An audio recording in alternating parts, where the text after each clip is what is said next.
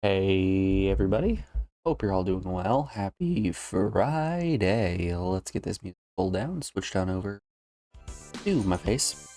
At all. Oh, here we go again. You guys already know what time it is. We're gonna get back to continuing on our most recent Jack Pick game, which is begrudgingly Bass Fisherman, Texas. Realistically speaking, to finish out this tournament, we only need to catch 4 more fish. We need 1 large fish at the end of day 2, which we're at, 2 medium, and 1 large in day 3. So realistically, that's 4 fish that we need to find. Which, seeing as I still don't know how to read the vast encyclopedia of information the game has given to me, it's just an RNG grind.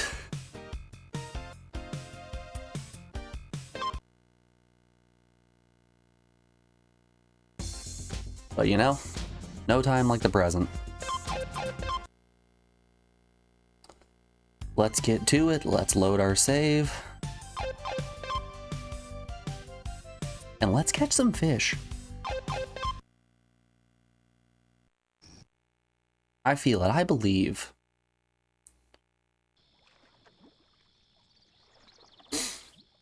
Also, how you doing today, Kami? It's good to see you, my man. Anyone else hanging out in Lurk, I appreciate y'all being here for yet another day of fishing. Best of luck today? Thanks, my man. Do appreciate it.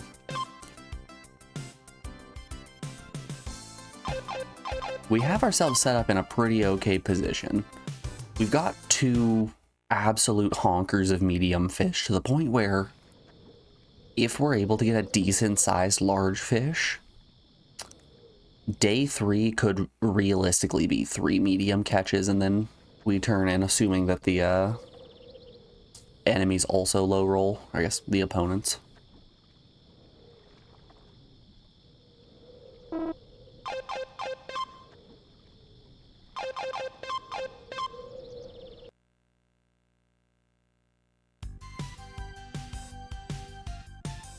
But it's like we've determined, this is just rolling the dice over and over again in my case. I was looking at the intro video while I was setting stuff up today, like the attract mode and all that. And in the FMV cutscenes, there's a little bit where you see a guy reeling in, and he has a technique of like pulling the rod up, letting it down, and then reeling in, and just repeatedly doing that. And I'm wondering if that's the technique I'm supposed to be using in order to catch these fish properly. Because right now we've just been doing reel in forever while whipping left and right.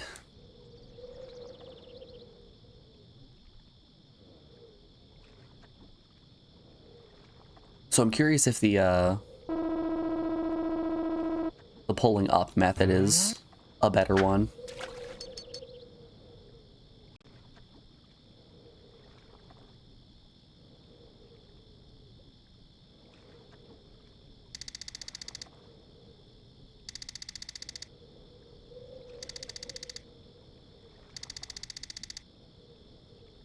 Yeah, so he essentially was like whipping up,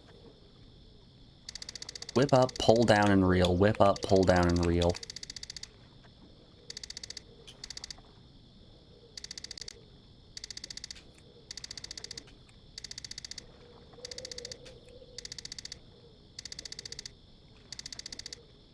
It's funny how it's always different depending on the fishing game. Yep.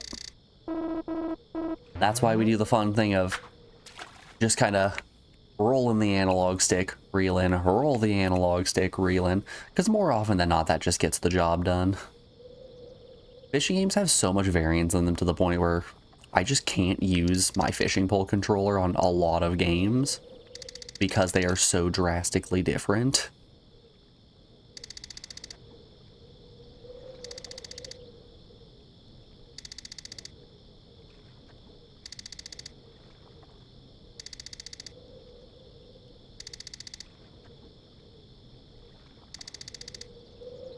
You're checking out Fishing Planet last night just to see what it was like. What's the deal with Fishing Planet? I don't think I've heard of that one.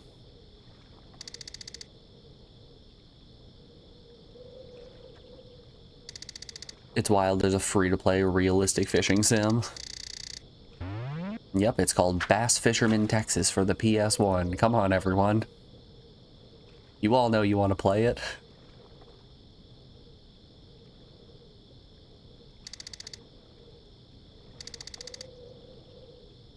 Tommy, I might make you play Bass Fisherman Texas just so... I just want to see if you can do it faster than me.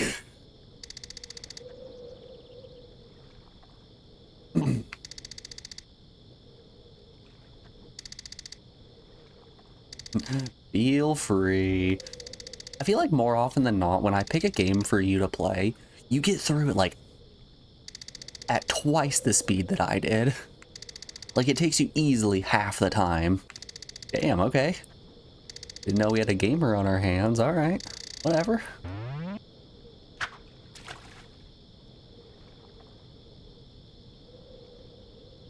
Yes, I'm looking at Alundra in particular.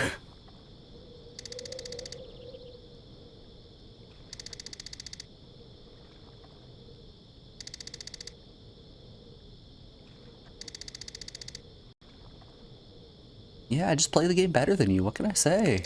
Simple. Easy as that.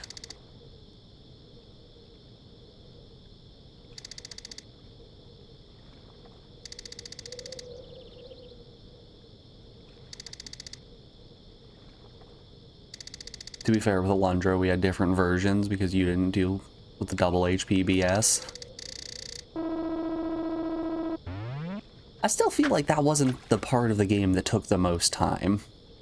I feel like it was more world exploration, figuring out what dungeons were asking of us. You were just able to parse it quite a bit quicker than me. You didn't spend 3.5 hours in the basement of the graveyard trying to figure out the torch puzzle.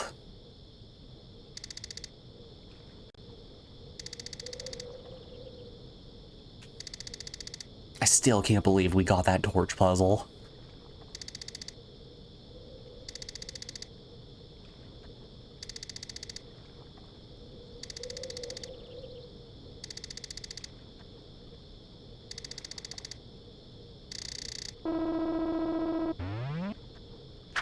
A few of those puzzles were awful.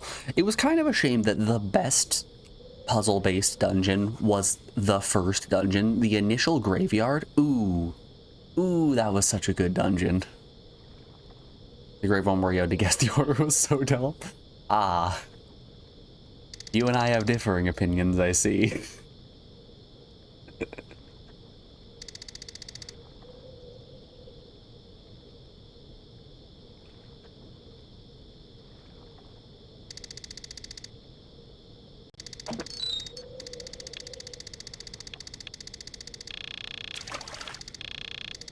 See, I got that grave puzzle first try, and it really did just elevate that dungeon as a whole for me. This looks like a medium fish. This doesn't look like a big one.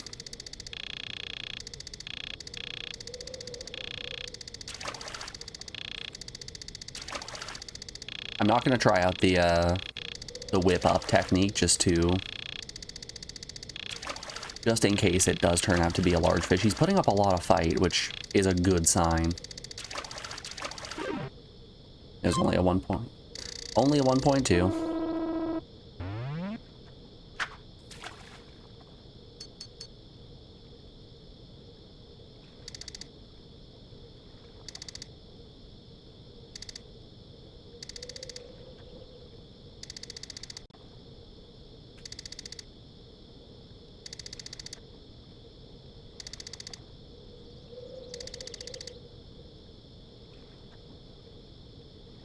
You personally think that the game needed more bone air?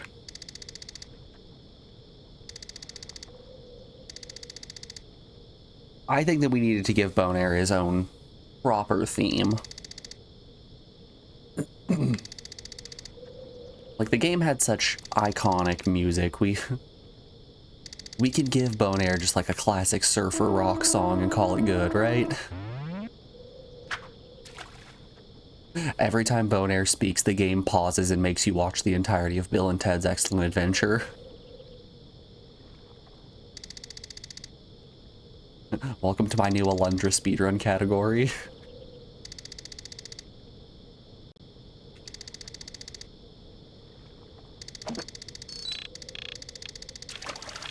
Holy shit, this looks huge. Okay, okay. Everyone just breathe. Piss! No!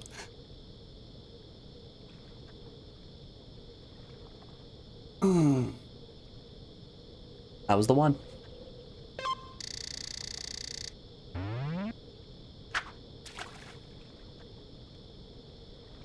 Sometimes you just get a poor hook to start.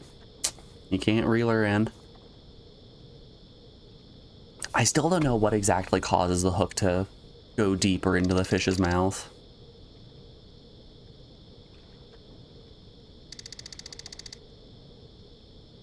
Man, if we would have caught that, we would have been in such good shape. That would have damn near doubled our live well.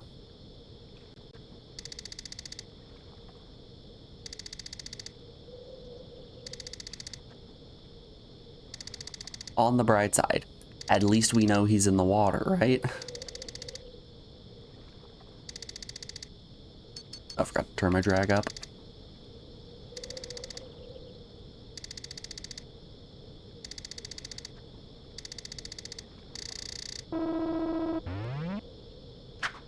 See, that right there is just proof that this is exclusively an RNG nightmare. We've been mulling over the idea that since this is a fairly in-depth fishing simulator, it is possible that there's just a decent amount of mechanics that I don't understand because of a language barrier. But the fact that I have fished at this same bridge hole multiple times, and this is the first time that I'm seeing a large fish in the area, is just... it's proof that this is as easy as just rolling some dice.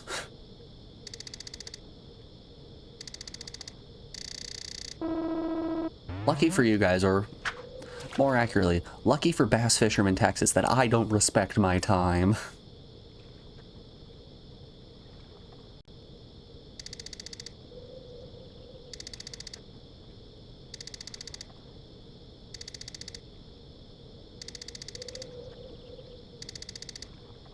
We'll be playing Bass Fisherman, Texas late into my 30s.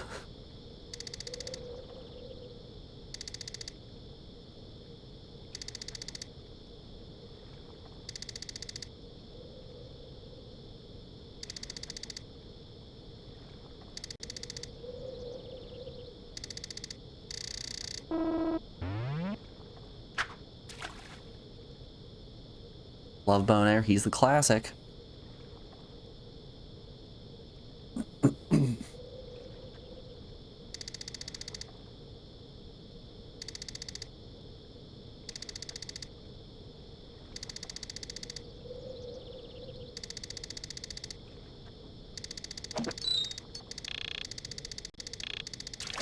That's a small one. Okay, so whip up, reel, whip up, reel.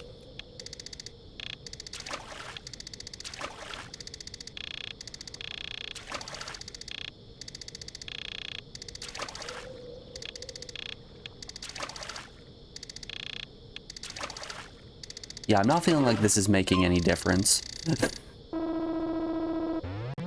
I feel like the attract mode technique is nowhere near as good as our Jocelyn from left to right technique.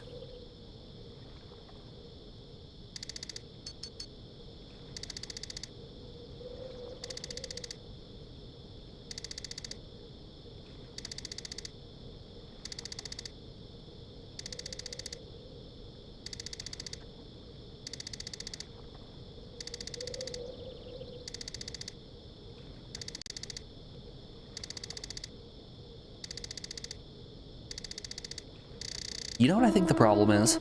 I think we've been telling too many jokes. I think we need to take Bass Fisherman, Texas more seriously. No smiling, no jokes, only serious conversations around here.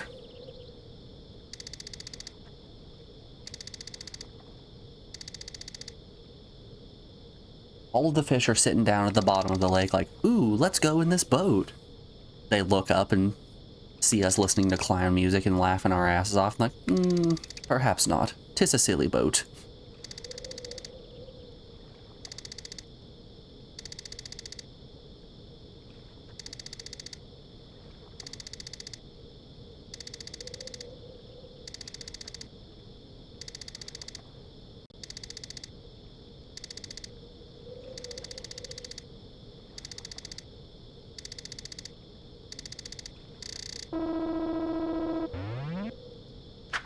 Alright.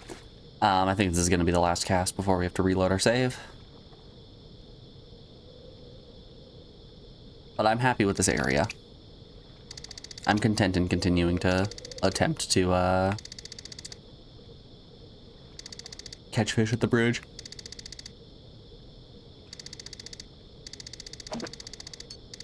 Oh, we got a bite.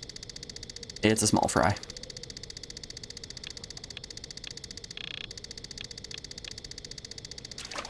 The smallest fish you ever did see. Boom, boom, boom. Yep. Too small to even take in.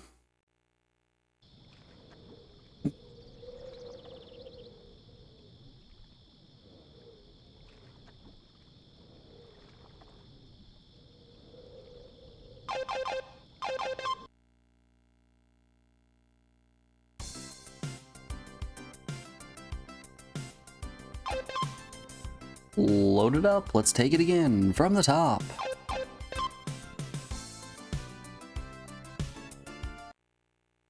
Doo doo doo.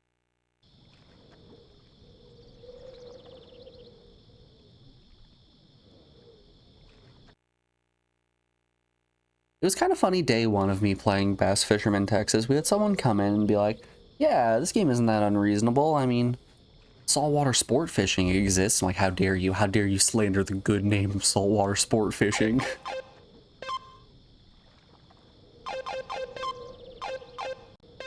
You do not understand how different these games are. Saltwater sport fishing is beautiful and sings to you in the voice of an angel. Bass Fisherman Texas is evil. Kicks you in the side of the head.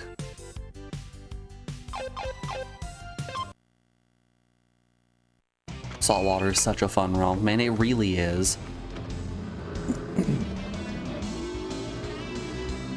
It feels like it was designed by a company that really just didn't give a shit. So they chose to just put the funniest stuff in that they could.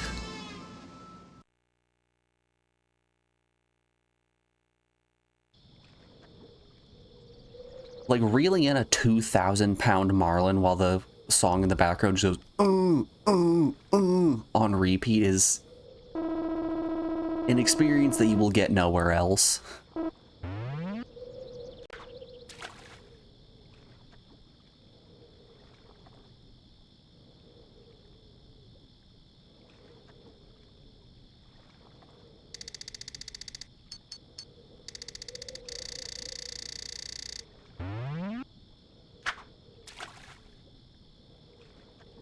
As opposed to Bass Fisherman Texas, where I can't catch an 8-pound fish and I'm crying because of it.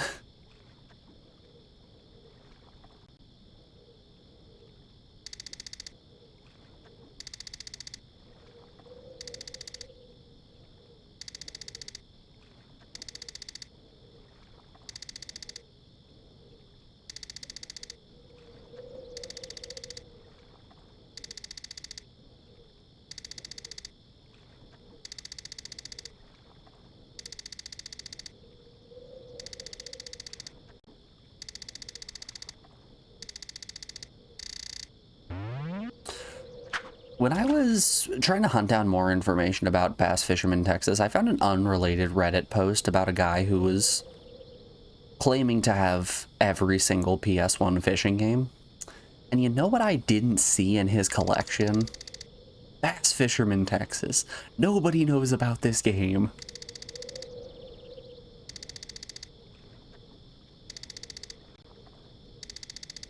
And you know, while we're about 20 hours deep, you get it. Wonder if you had the horror fish game. Monster Bass? Did have Monster Bass.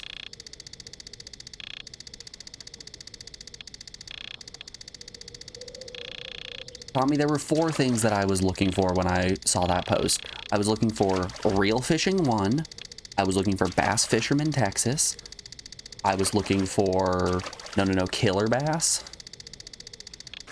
Is Killer Bass the one you had me try? Or was that Monster Bass?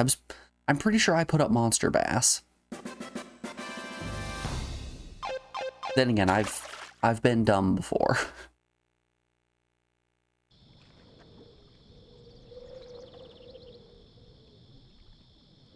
They're the same game, different titles, to be frank. Okay.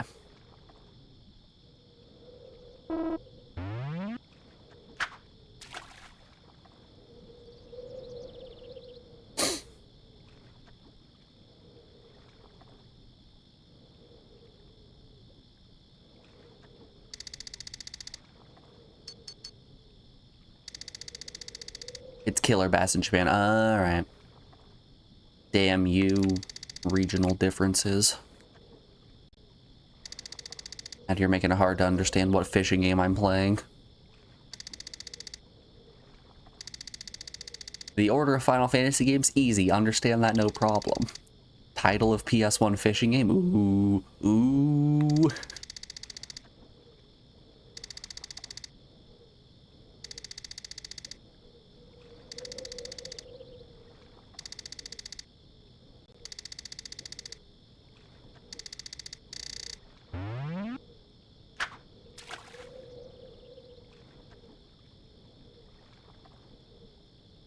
Yeah, that was a fun one, and it actually worked with the fishing pole controller that I have. So, you know, if you in chat, yes, you would like to see me continue on my fishing saga, for the low price of 15,000 channel points, you can pick any PS1 game that I haven't played. It could be a fishing game if you so choose.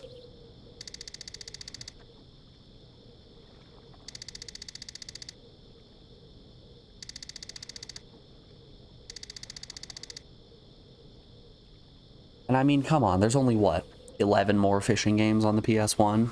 We can get there. Have you ever played Big Ol' Bass? I have not played Big Ol' Bass.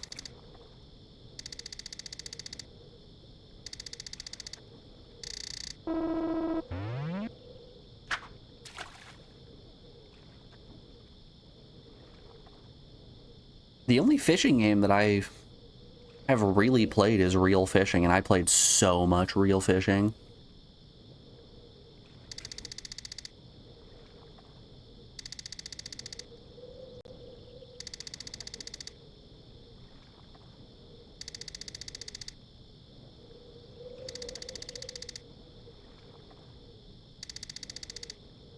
That game still resonates deep with me as the best fishing game out there. It looks like a medium. This could be an okay sized fish. Oh wow, alright, now it's putting up some fight. It was not fighting there for a second. This is either a high small or a low medium.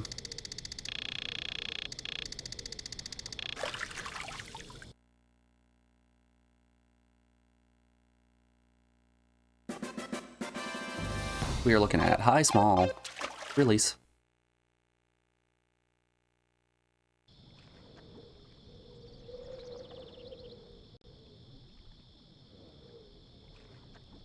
Uh-oh. Sammy Classic alert.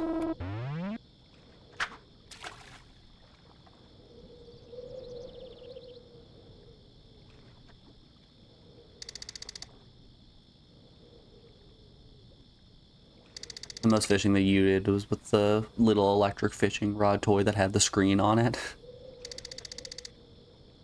Man, I miss those days. I miss the days of going to McDonald's, getting a Happy Meal, and it comes with a little dumb Spyro game that's essentially just catch the gems as they fall. Those were the days.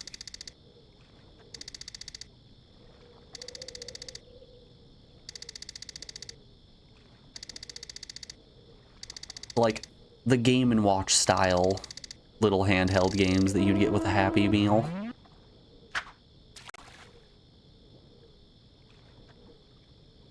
Actually been an extremely long time since I've been to McDonald's. Do they still do Happy Meal toys? I know it's 100% because I'm not consuming children's media anymore, but I also feel like I used to get a bunch of ads for Happy Meal toys.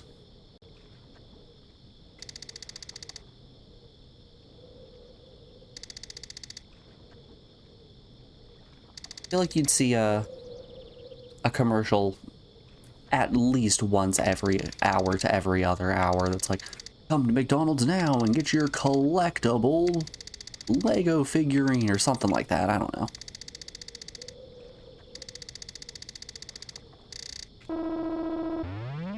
Now while I'm getting our commercials for erectile dysfunction and hemorrhoid medication.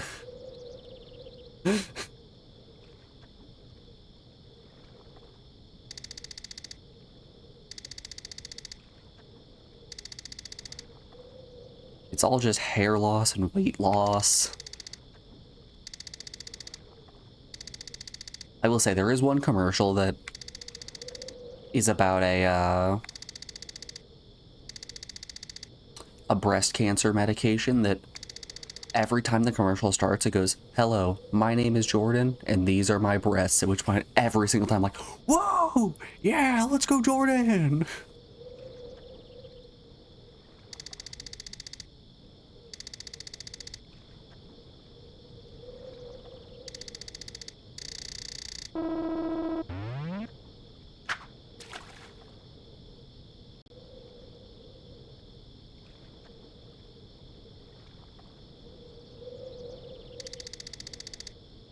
Yeah, I'm sure if I was watching Cocomelon or some other children's show, I would be getting ads for children. Like, I don't know, Happy Meal toys, board games, the Fushigi.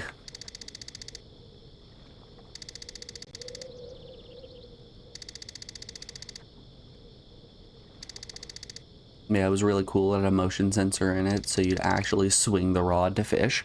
So, the fishing pole controller that I have, we can pause real quick and show it off. So, I don't know if it can come through. Yeah, it comes through fine on camera. You see the little red light that it has up here? It's a light sensor, kind of like how the NES light gun used to work. So, it reads if you're pointing at a CRT screen, so it can tell if it's in a down position or an up position. So I don't know what mode specifically you need to have it set on, but you can have that mapped to a specific control.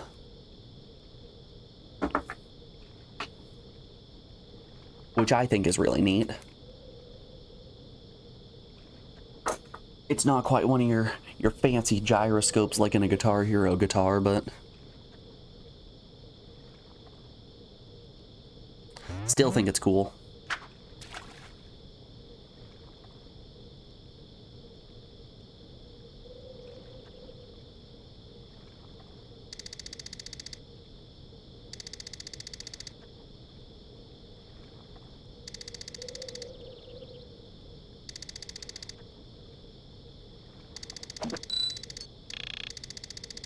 Ooh, he's fighting. Ooh, this one looks pretty big. This is looking like a high medium.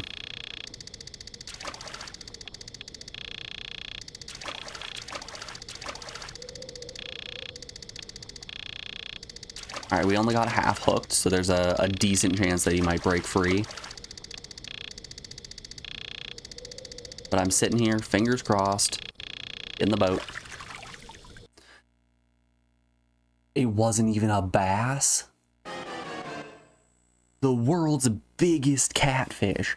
Man, to hell with bass. I'm taking this catfish in. Holy moly. The largest catfish we've seen up to this point has been like a 0.48 or something like that. To damn near double the weight of our next largest catfish is insanity. That is a massive fish. Screw putting it back in the water. I'm gonna cook that thing up. We're having a catfish fry, y'all.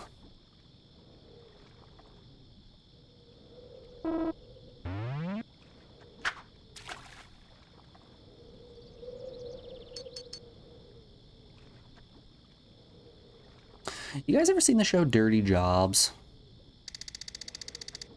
One of my favorite parts of Dirty Jobs is whenever Mike Rowe goes into, like, some backwoods job where it's a little bit sketchy and you kind of have to be worried about hate crimes occurring.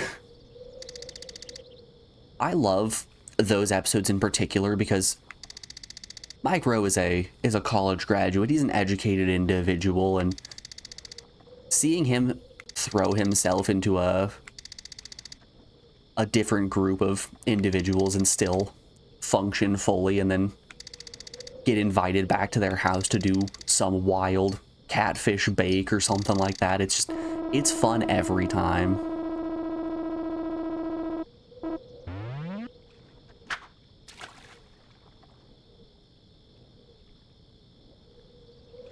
You think you've seen every episode? It's a good show. It's really fun.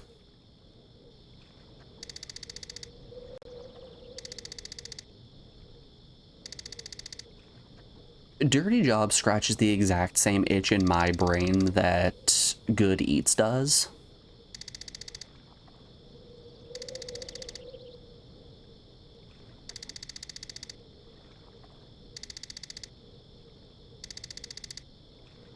Both toe this fine line between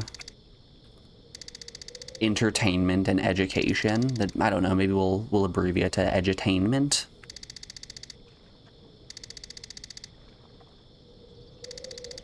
But they do it in such an enjoyable way.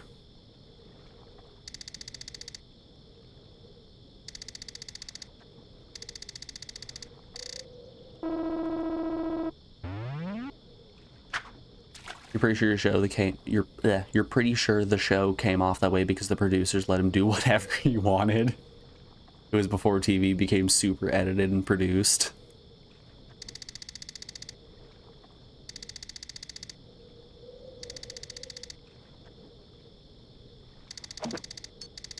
Like, you have these episodes where Mike Rowe is going to, like, collect mud to put onto baseballs, and the guy who's collecting the mud is like, hey, want to stay over for a beer? I'm like, yeah, sure, why not? And then they just show him drinking a beer and shooting shit with this old guy who just collects mud for a living, and it kicks so much ass.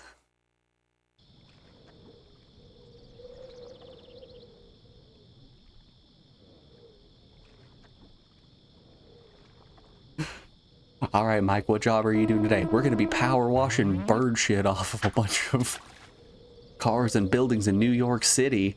Oh, cool. You ever eaten a pigeon before? No, I haven't. You wanna? Okay.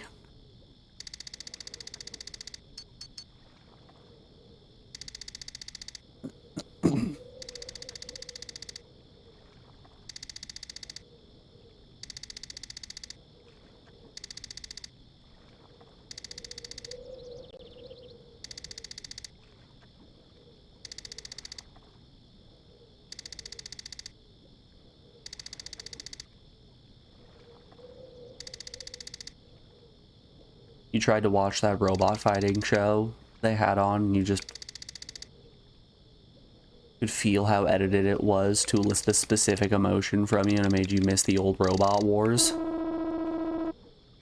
I never got into the fighting robot scene. Would you say that the old series of Robot Wars is worth a watch?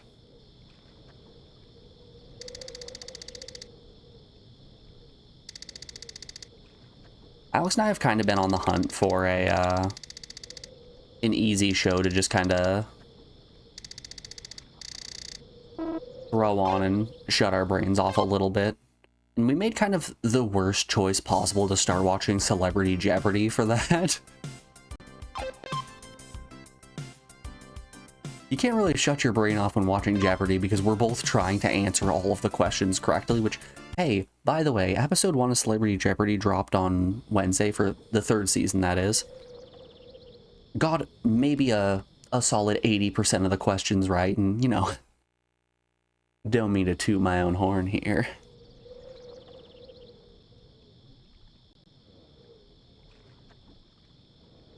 Used to build robots in high school, so you were just really into that.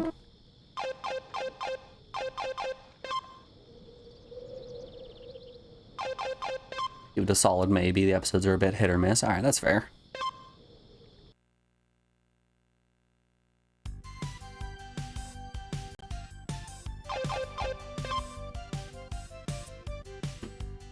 I think the only time that I have watched a fighting robot show was a handful of years back when I went to Portland to visit some family.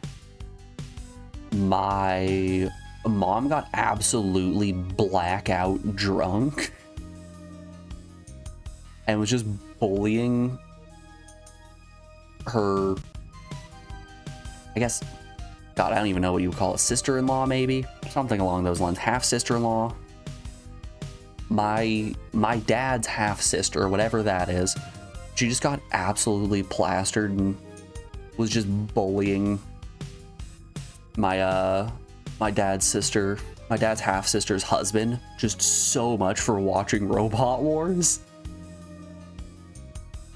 So I'm sitting on the couch trying not to lose my mind at how unbelievably funny it is, while my mom, the most like kind and caring individual, just has no inhibitions and is just going off on this guy who's just trying to enjoy a robot show.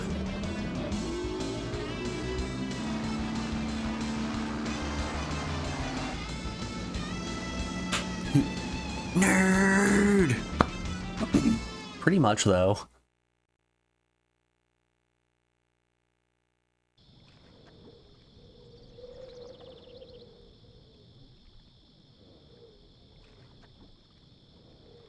Good times, good times.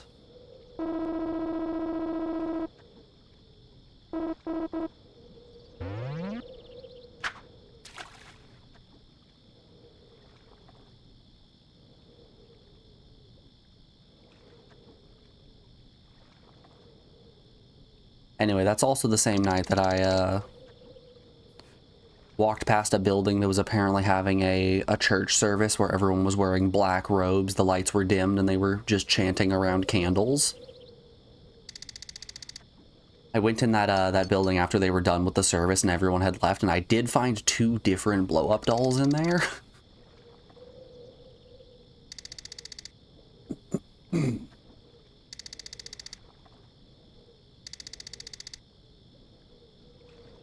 You think that's a cult? That might be a cult. It was right next door to a bar. And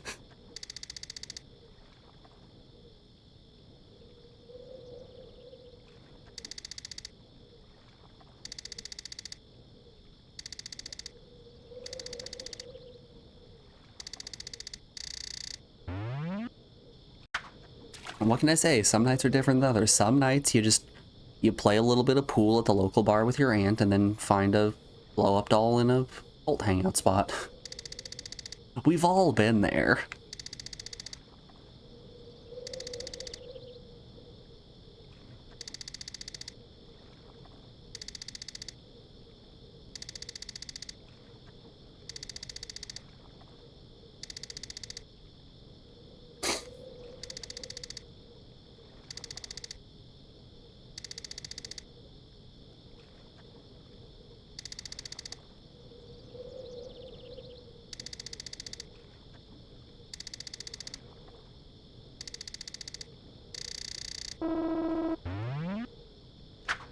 Man, you guys remember the time that we saw a really big fish? That was kind of cool. Anyways, that's the high that we're going to get for the next 3 hours. Check back in tomorrow and we might catch another fish.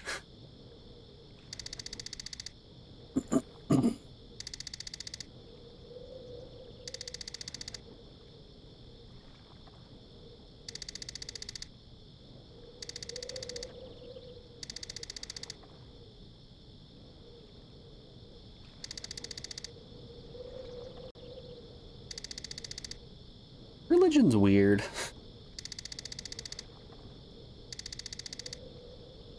I feel like every religion also toes that fine line between being respected and organized and being referred to as a cult.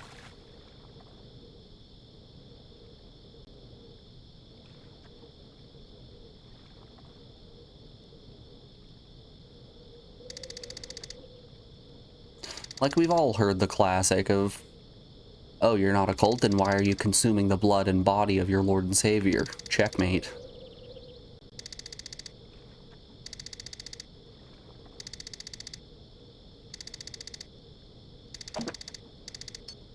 Which, there we are. Ah, it's a small boy.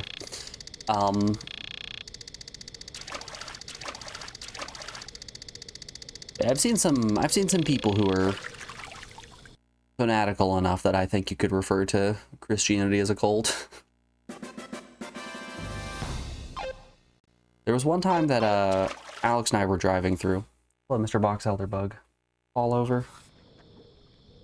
There was one time that Alex and I were driving through Idaho, and there's this guy in this just huge lifted truck with a bunch of ridiculous homophobic bumper stickers on his truck, and a very small woman in the tiniest Subaru that you have ever seen drives up in front of us, cuts us off to drive next to this this man in his truck, and she's honking her horn at him. She's probably flipping him off. I don't know. I didn't see that. And what do we see? None other than the man in the truck. His hand pops out the window as he's holding a wooden crucifix, shaking it at the woman in the Subaru.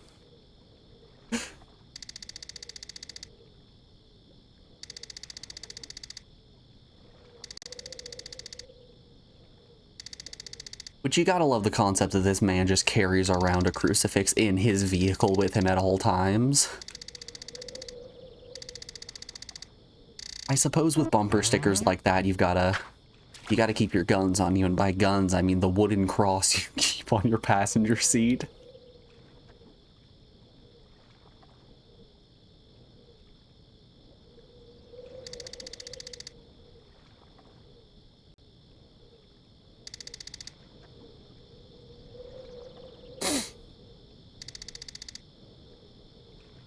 You're one of those people, you think religion is a cancer on society. It's done too much damage and suffering throughout history and even today to be considered anything else.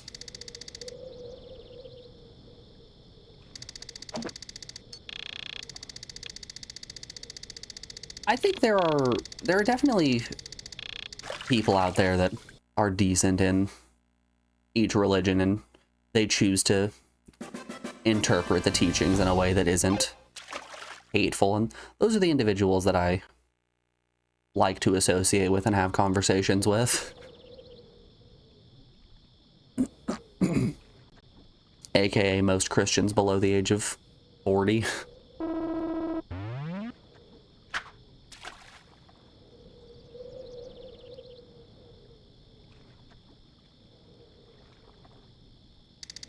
Maybe he was ready for a fight against a gay vampire, maybe.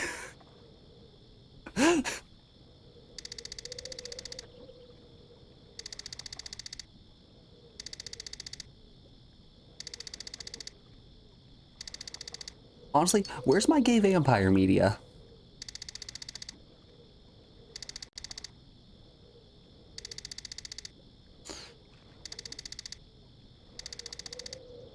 I know it's like a trope of vampires to have the elevated sexuality and embrace the full bi to pansexuality, but where is my strict gay vampire?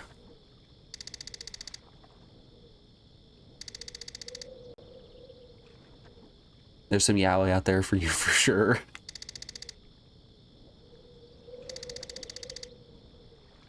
Just go to vampireyaoi.com. You'll find it. Come on, it's easy.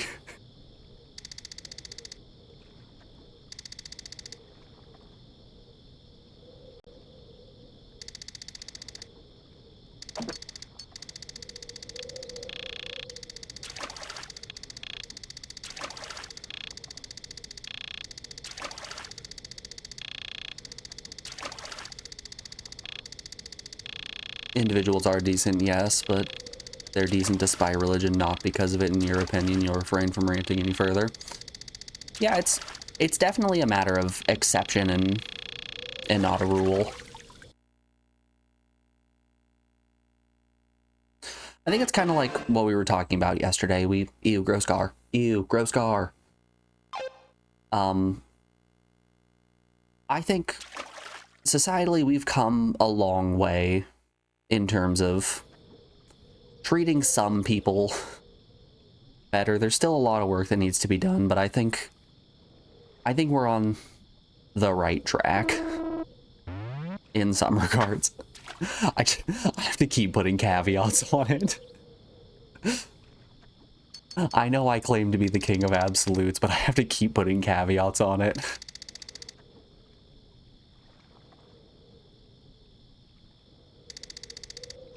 Because while I feel like in general we are moving in a positive direction, it is resulting in heavy polarization to the point where people on the opposite side are just getting more radical. People on both sides are getting more radical. And that's dangerous.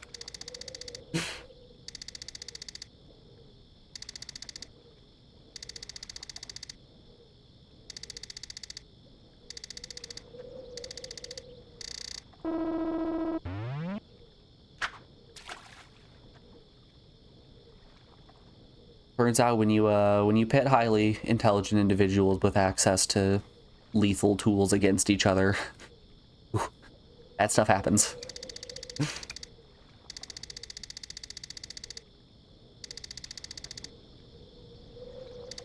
You went to Catholic school for 9 years and you've learned anybody who does shitty things just uses religion as an excuse.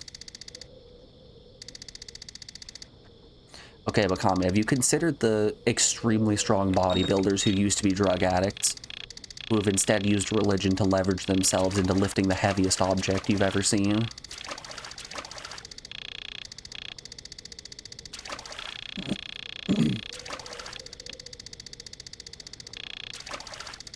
I've been to way too many of those strongman shows. Have you guys seen those? The ones where... Excuse me. The ones where it's like just a bunch of people who are like, I was in prison for 15 years. Now I have God on my side. And through the power of Jesus, I can rip this phone book in half. And then he just rips a phone book in half. The Lord is our savior as he takes a metal pipe and bends it in half to be the Jesus fish.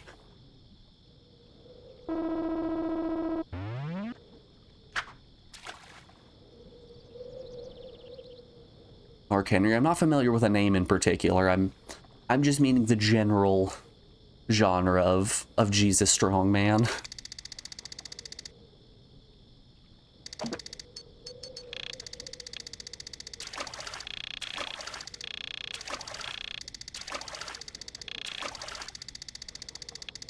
Is Mark Henry the big name in terms of Jesus strongman?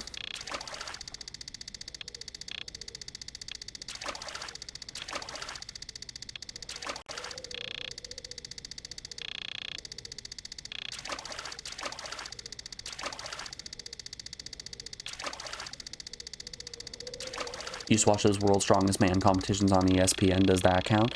So it's kind of like those World's Strongest Man competitions, but instead of being a sanctioned competition between two or more individuals, it's instead like 3 guys in a middle school gymnasium selling overpriced t-shirts and ripping phone books in half.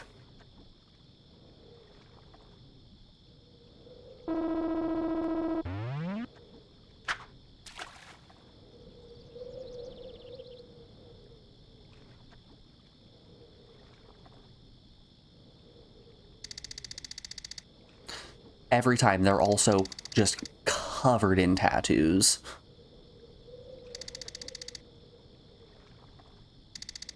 It sounds like a scam. Absolutely. Hey, Jesus won't accept you unless you buy a t-shirt from the men who can rip phone books in half.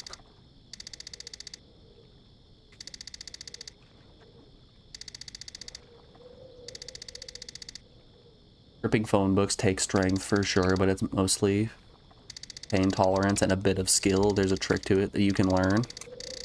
I think these days anybody can rip a phone book in half, right?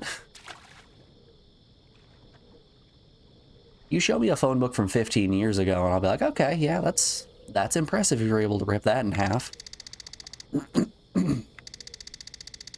You take a phone book these days and you can rip it in half easier than a pamphlet.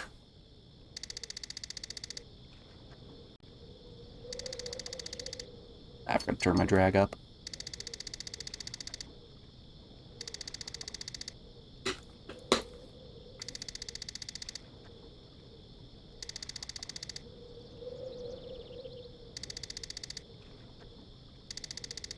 The real trick is finding the phone book.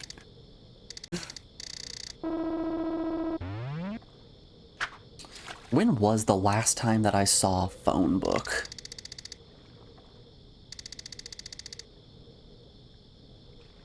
It was probably early last year when I went to visit family in Idaho. I think there was a phone book in the motel I was staying in.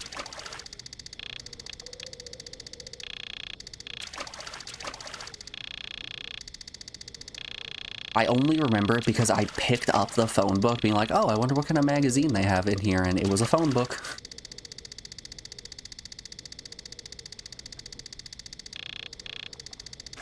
It has become harder to rip a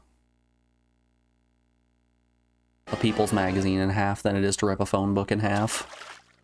And you know, that says a lot about society. We need to go back to landlines.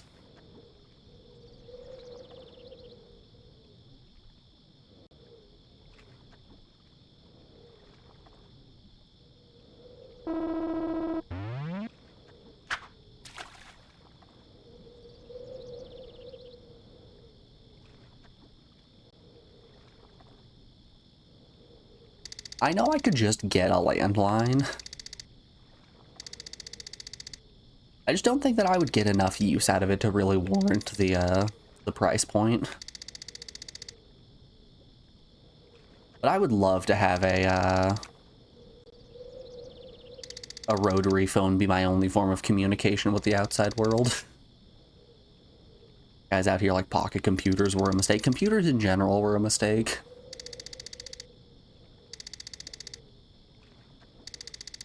I don't know who the wise guy was that decided to allow sand to start spinning real fast and think about numbers because of it.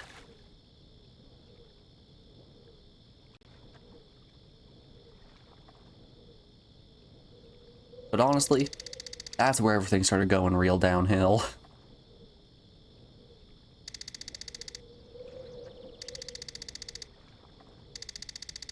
Damn you, Alan Turing.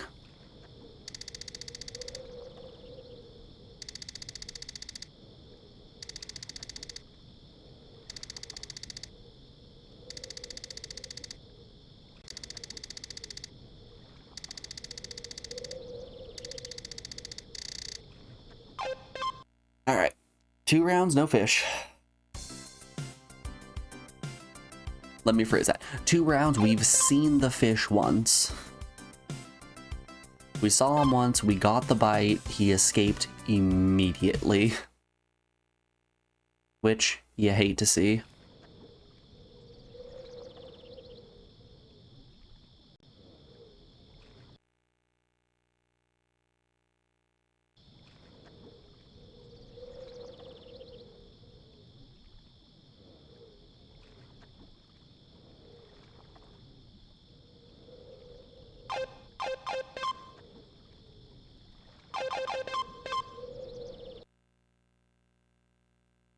You know, on the plus side, I'm really learning these menus. We're able to navigate extremely quickly at this point. Do do do do do do do do do do.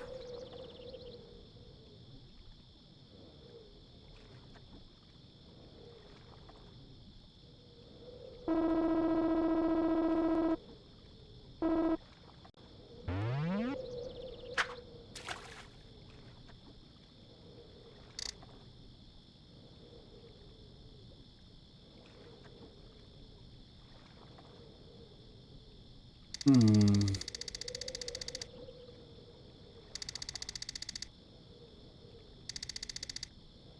mean, realistically, with us only needing to catch 4 fish today, we could finish today, right?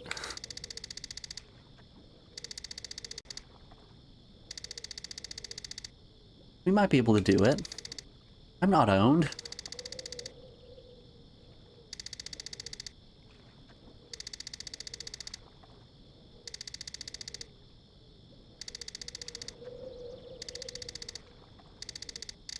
Boo and hiss. Alright, no luck on that cast.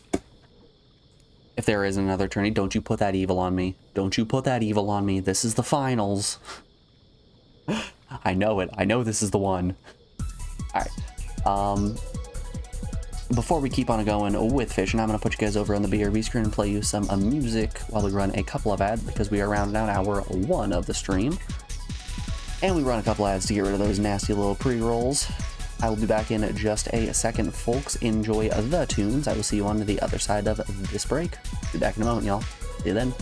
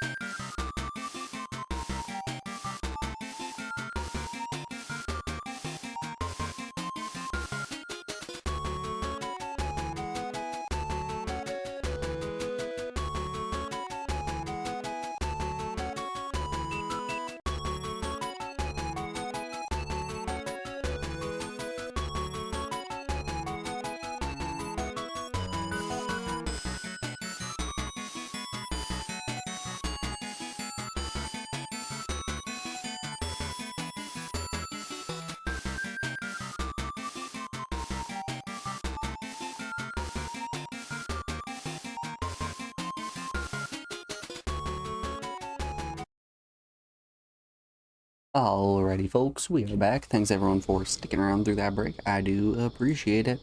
Let's get back to it, and let's keep the music going.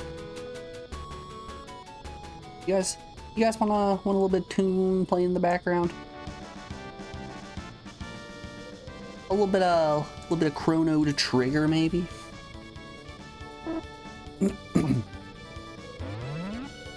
So You guys remember about a month or so ago when I decided to download Blue Sky when everyone else was leaving Twitter just to see what the app was like, get a feel for if it was actually something that I'd want to use.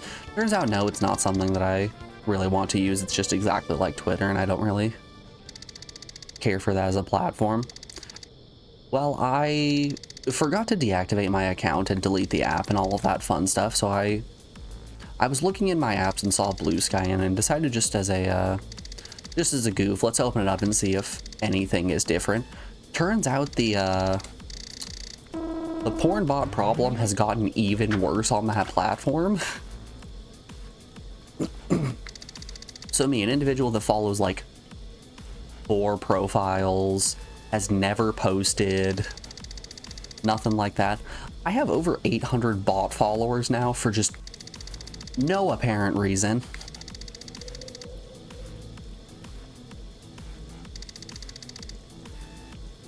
So I went to the notifications page and looked at what all of those notifications I received were, and it's like,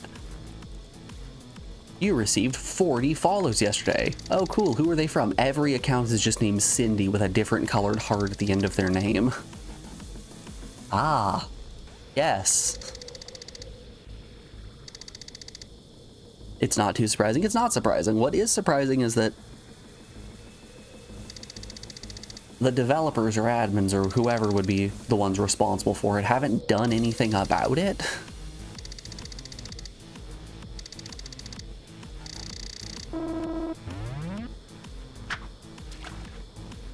You know, that turns the volume down for you guys. That doesn't turn the volume down for me. There we go.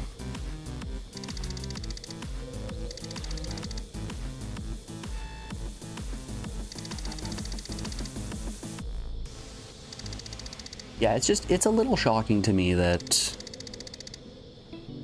nothing's really being done about that problem, and it's a serious problem. If I actually used that platform, that would probably be a serious problem to me in particular.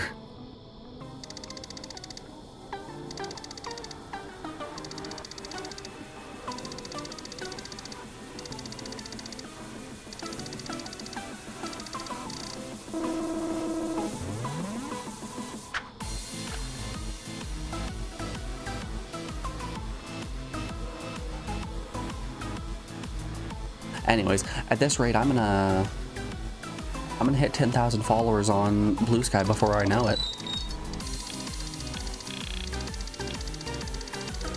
You guys aren't even ready for it. Blue Sky celebrity over here.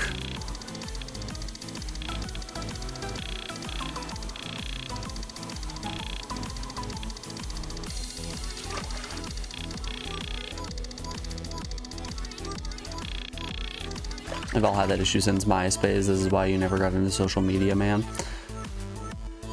Like, there's no way that you can fully curb it out, right? But there are safety measures that you can put in place to prevent it from being this egregious.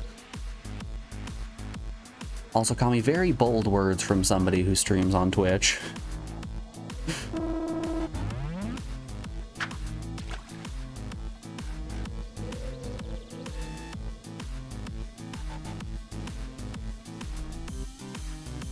I think it's pretty funny that there are people out there that don't find Twitch or Discord to be forms of social media. Like, yes, they're more tailored in the sense of Twitch is a direct form of interaction with an individual, and Discord is more curated to either a specific community that you want to be part of or a community that you are creating.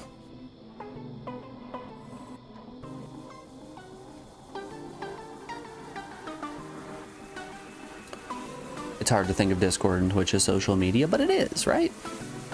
At the end of the day, it's a media platform where you're engaging with other people virtually.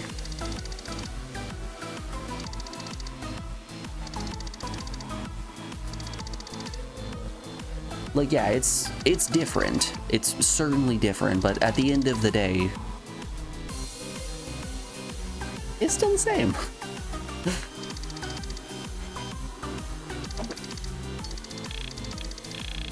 Oh, tiny guy.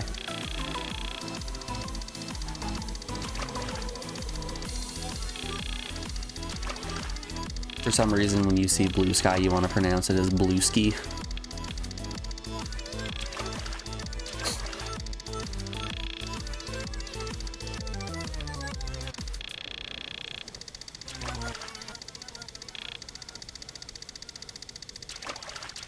Technically, yeah, but when someone says social media, you think about posted messages for people to react to and share. So Discord. So that's just Discord. Ever since the forwarding function got added, Discord has officially become a social media platform.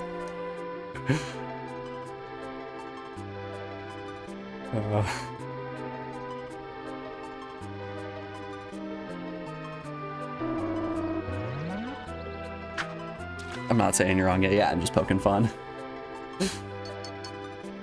We're doing a goof.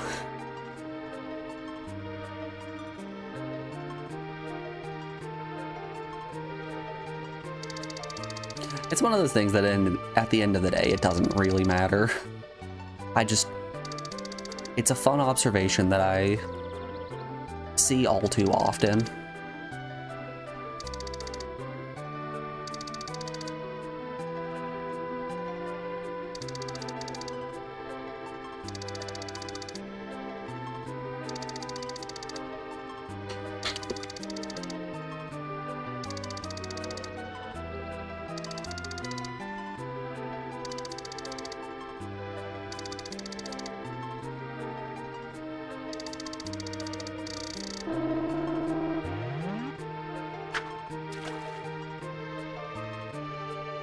Okay, you know what I think the real problem is? You know why I think we aren't catching very many fish? They say know thy enemy. And I think we need to learn more about bass. Hold up, I've got you after this one.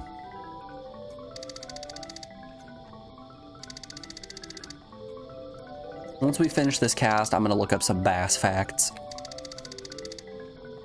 Who is ready to learn some interesting and fun bass facts?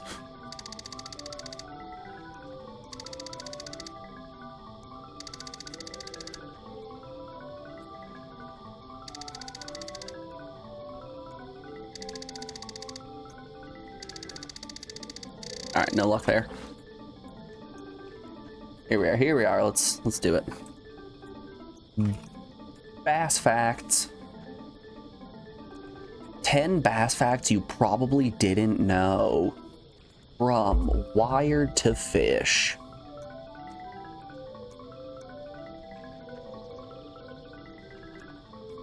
All right, show me the bass fact. Discovery. Largemouth bass were first discovered in 1562 by the French in Florida. To this day, the Sunshine State is still considered one of the best places on Earth to catch a trophy largemouth bass. So what I'm hearing from you is we need to leave Texas and go to Florida. I feel it. I get you. I understand. Florida, here we come. This is the first time anybody has ever wanted to go to Florida.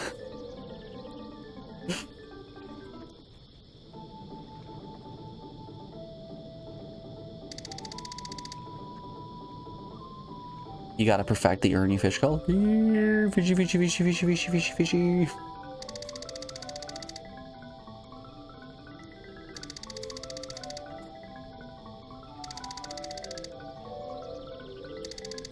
I can't believe the French were the ones that invented bass. So you're telling me that I can blame France for all of my problems with bass fishermen, Texas? Do I blame Texas because that's the location in the title of the game? No. Do I blame Japan because this game was JP exclusive? No. Do I blame the French for discovering largemouth bass? Absolutely.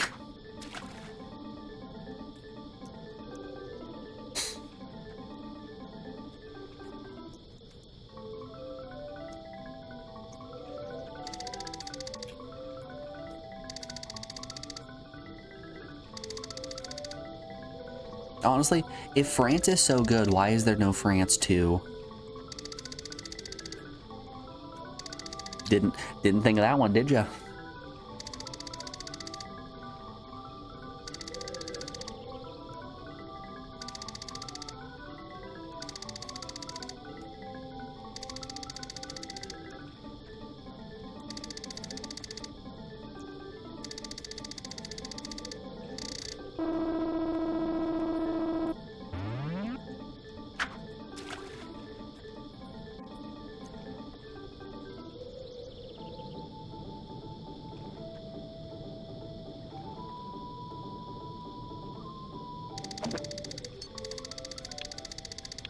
Come on, be a big fish.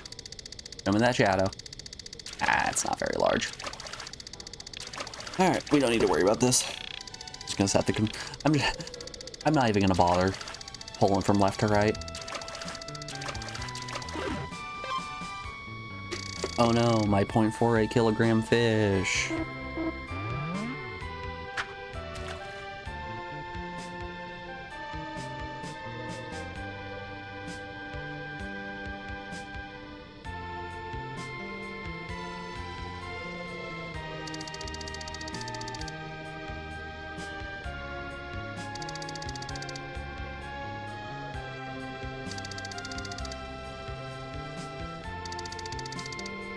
Try to turn my drag up, and there was the nibble. So we're only able to get one nibble per cast, I think, and if we miss that, we may as well just fully pull the reel in.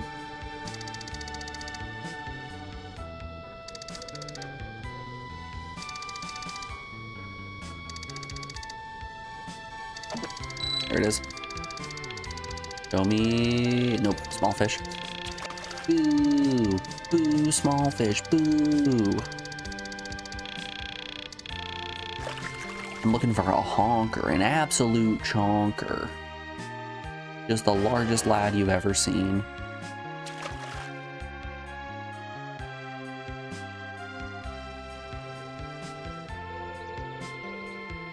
Quick, someone find me the Game Shark codes for Bass Fisherman, Texas.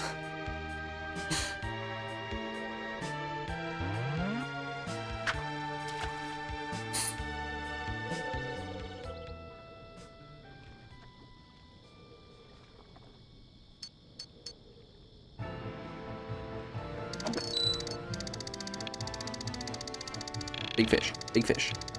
Come to the big fish. It's medium.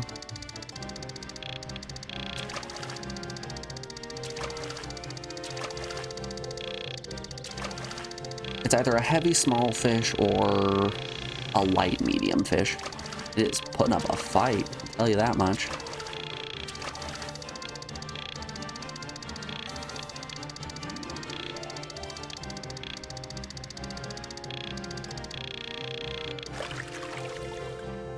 Yeah, I think we're looking at a heavy small fish.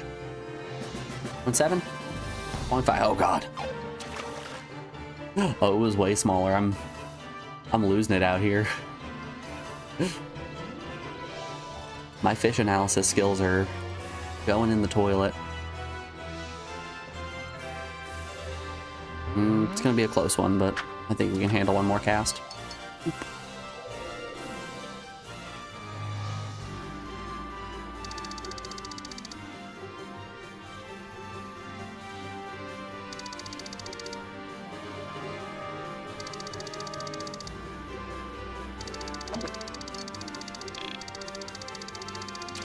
Small.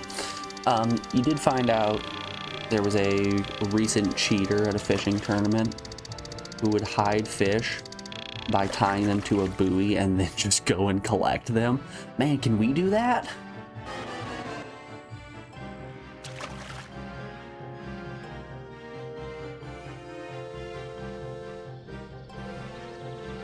I don't think it's an episode of Columbo. It's some detective show. There is a murder at a fishing tournament, and it turns out that the murderer is such a bad fisher that he's even trying to cheat by putting lead ball bearings inside of his fish to make them weigh extra. Matlock? It could be Matlock. I don't think I've ever actually seen an episode of Matlock. I don't know why, but I had the assumption that Matlock was more of a lawyer show than a detective show.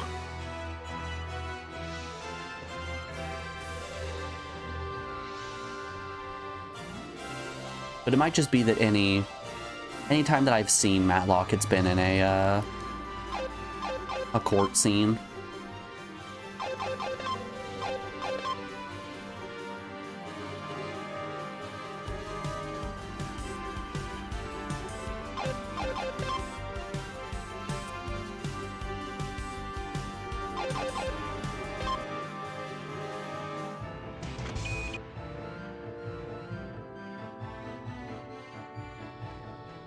Why don't you turn out that this isn't in a detective show at all, and instead in an episode of Mystery Science Theater 3000?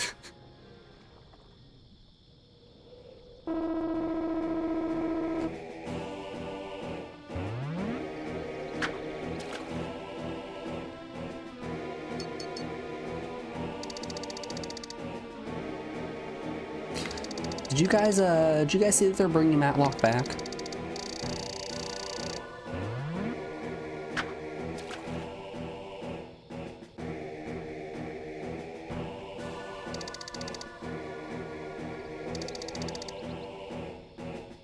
They're doing a remake of Matlock, but they're kind of flipping the character on its head like they have been with every remake of a classic show.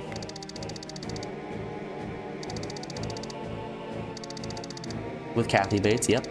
That's exactly what it is. The turn that they're making is they're having Matlock be Kathy Bates, which I think is not a pull that I would have gone with, but one that I respect.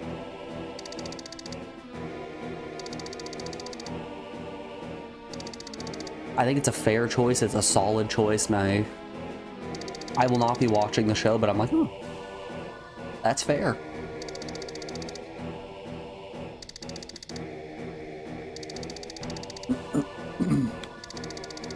Much worse than the Magnum PI reboot.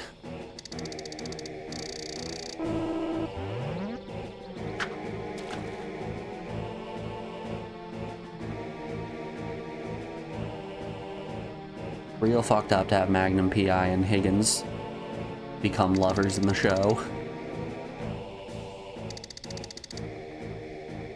They didn't even try to bury the lead on that one either. Like, the pre-series promotions for that show had both of them making out together in the shower. It's like, all right. Instead of a will they, won't they, it's a they are going to, but I don't want them to.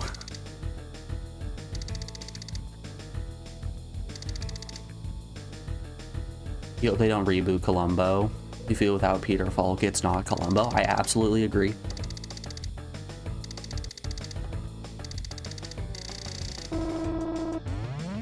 "100% agree," and I feel like the Columbo-style detective show, the niche has been filled just a bit by Poker Face, which, fingers crossed, is getting a second season at some point.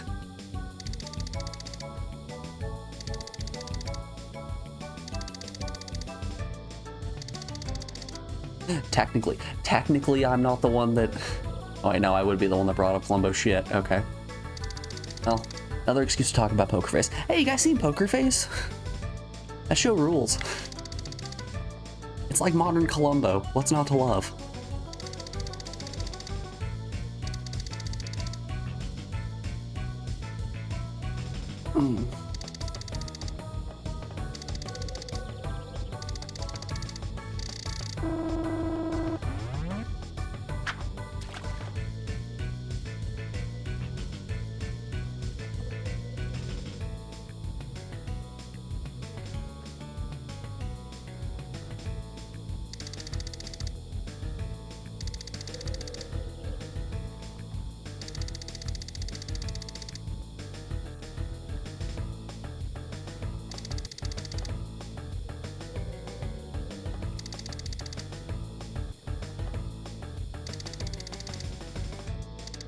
Honestly, I couldn't name you a third thing that Peter Falk was in besides Columbo and Princess Bride.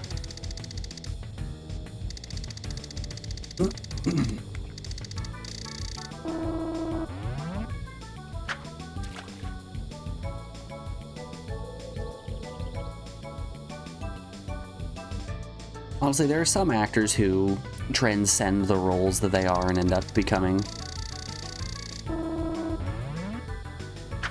just prolific as an actor in whatever genre they are present in. Like Jim Carrey, or Will Ferrell, or Jack Black. Just comedy legends. And then you have other people who just, they play one role, but they play that role perfectly to the point that, yeah, that's just them. Despite however hard Rainn Wilson tries, he is not going to... He will not eclipse the majesty that is Dwight Schrute.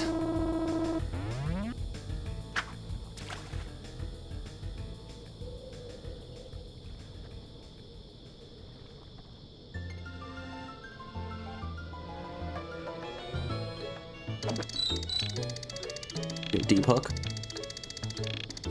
Give me a big fish. That's looking decent sized. That one's a maybe. That hop out of the water is making it look medium. Come on, buddy. Get in the boat. He's fighting like a large fish, I'll tell you that much.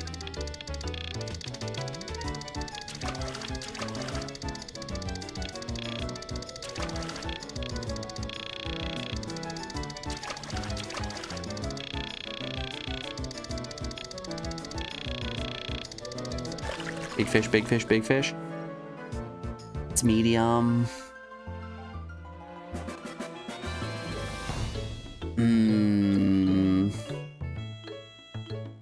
1.98. Where's my phone? Let's get the calculator out. We'll save him for now.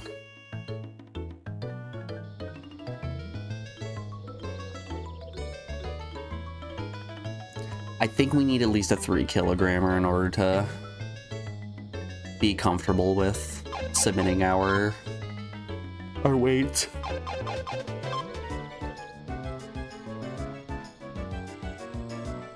What do we have? We have a 1.72 plus 1.89 plus 1.89. Okay, this puts us at a 5.59. Here's what we're gonna do. We've still got about half an hour left of fish catching. I'm gonna pitch this fish to give us both our 1.98s. And now we're just gonna find another big fish. Plain and simple, we're just gonna get a big one right now. It's easy as that. It's a mad, mad, mad world. Another thing Peter Falk was in. Let's have a look-see at It's a Mad, Mad, Mad World. And while we're at it, let's look up another bass fact.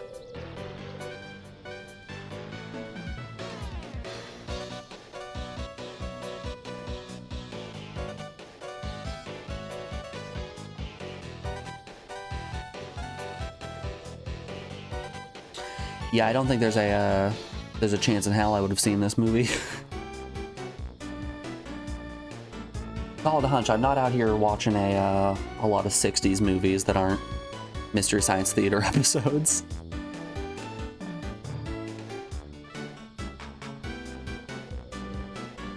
All right, our next fish fact we've got here. The Rocky Mountain Divide. Black bass species are not native to the area west of the Rocky Mountains. Today they are found throughout the continental United States, Hawaii, and at least 45 other countries. Believe it or not, largemouth bass are considered an invasive species in many countries. This is due to their ferocious appetite, aggressive feeding tendencies, and ability to survive and thrive in many conditions.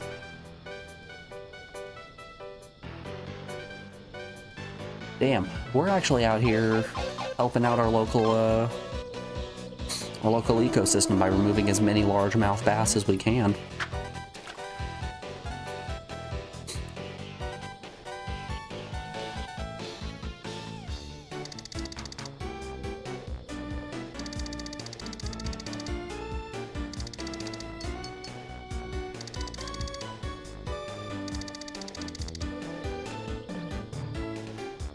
It's a pretty famous big ensemble movie. I feel like it's one of those movies that if you're a big film buff, you'd be like, oh, you haven't seen It's a Mad, Mad, Mad World? Oh, it's such a prolific movie, come on! So, you know, like, I seen The Goonies. I like The Goonies.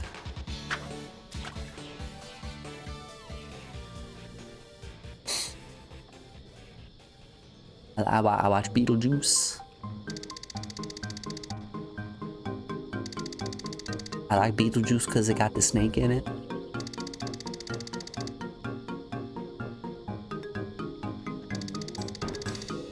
A 100% accurate, alright.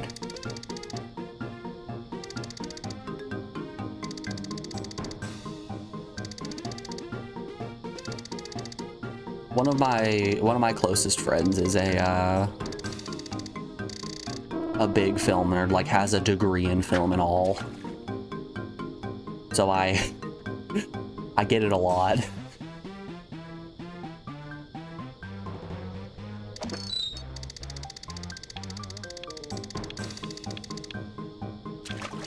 Yeah, there's no easy way to snap the line.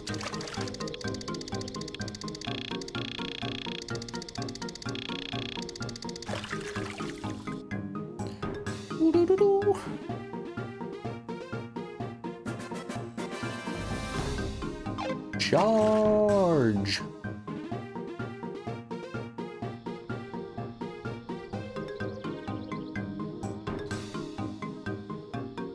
I feel like there are a lot of movies out there that I should probably watch, but just haven't because all I do is repeatedly watch Talladega Nights: The Ballad of Ricky Bobby on loop.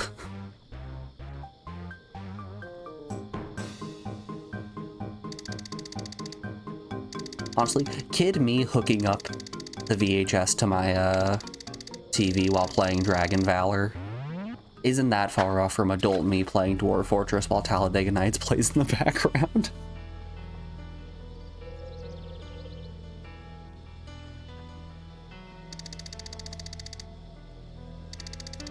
The only thing that changes is the number of year we're on.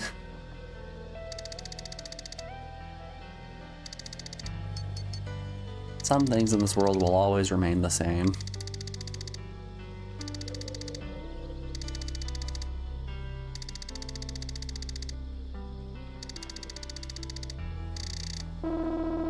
Except DuckTales. I will no longer be speedrunning DuckTales.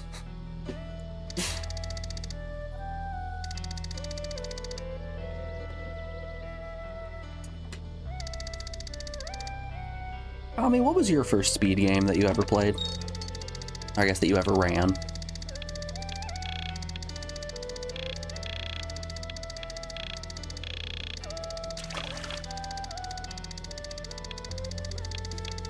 Ape Escape, really? Ape was your first? Huh.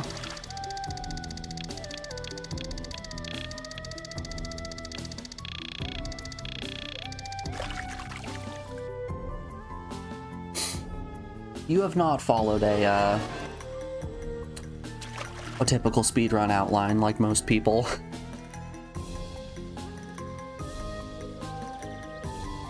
And you streamed your first runs. I also streamed my first runs.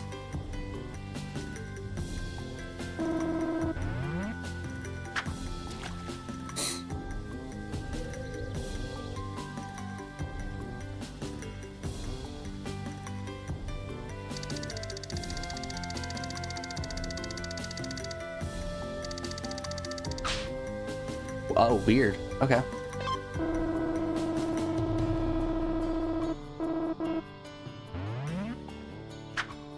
It was either going to be that or Mario 3, and you chose Ape.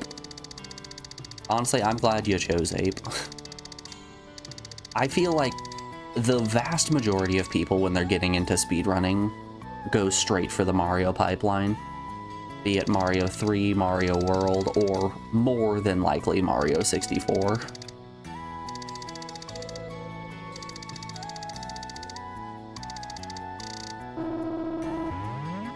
Mario 64 was my first speed game. 16 star in Mario 64. Which I was absolutely dog water at. Didn't do anything all too impressive. After that, I did DuckTales for a while. Got in the top 10 back in the day. Saw a run of David Brain's A Boy and His Blob. And took first place on that leaderboard for a couple of years until somebody actually decided to adopt my new route and optimize it.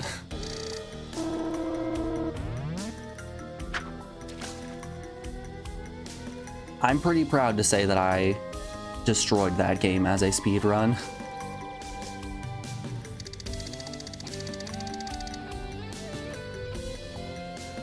I found a big glitch in it that took the inner percent time down from like 5 minutes to 2 minutes.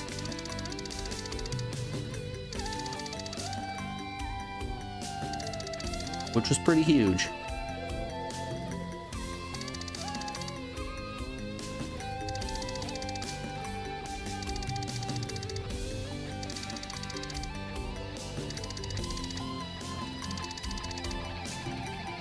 Then from there, I stopped speedrunning for a while, got back into Legend of Dragoon, did some Ape for a little bit, and now I'm completely washed up and just playing games casually. I just don't got that grind set. I say on hour, what, 22 of Bass Fisherman, Texas. I just really don't got the grind set in me.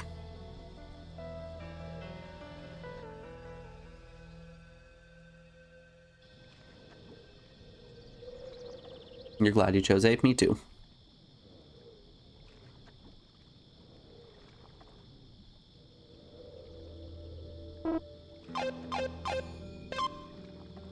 Yeah, things you'd like to run, but you're focusing on IRL career things right now.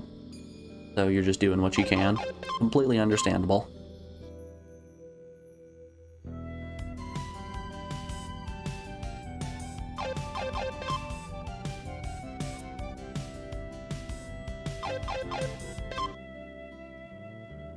Honestly, I'm pretty pogged up anytime I am hearing an update from you on the bus legacy. It's been a fun month of just hearing the updates of, man, studying for my CDL, man, got my CDL. Man, studying bus parts, man, got my certification. Oops, driving in a windstorm.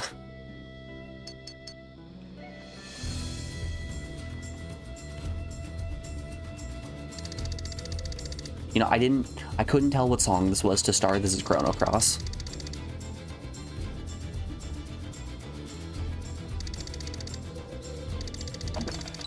The pan flute should have probably been a dead giveaway, but we got there.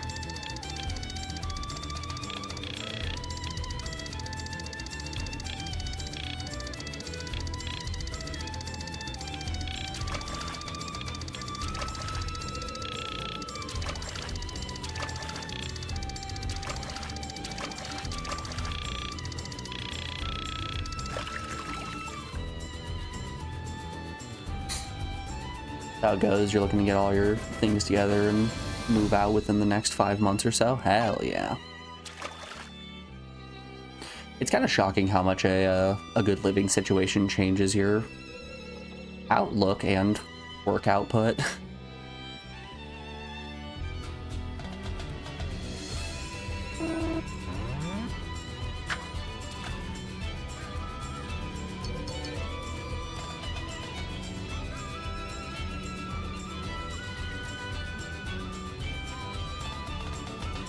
Like, I've been living with Alex now for a couple of months, and I think we're starting to get into the groove of things.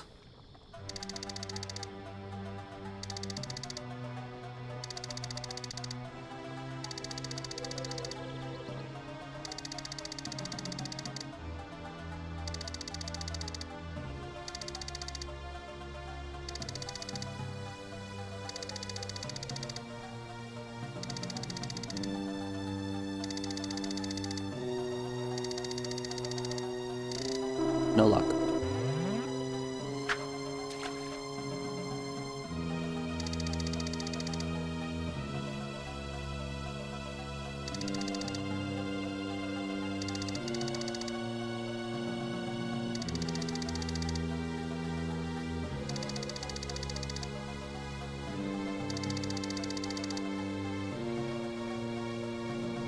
Ah, it's a Final Fantasy Tactics song. I wouldn't mind doing another playthrough of Final Fantasy Tactics. I loved Brigandine, but I would like more strategy games.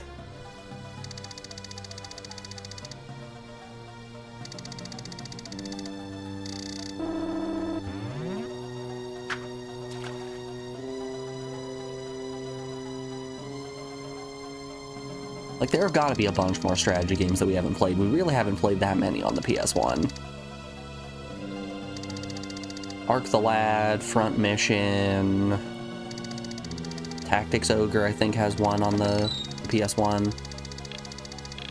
Ooh, this looks like a big boy. This is promising. This is very promising.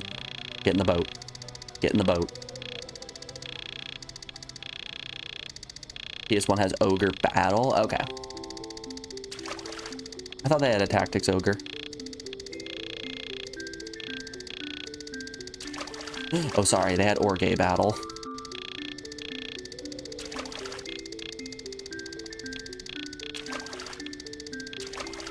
Come on, get in the boat. Stop jumping and get in the boat.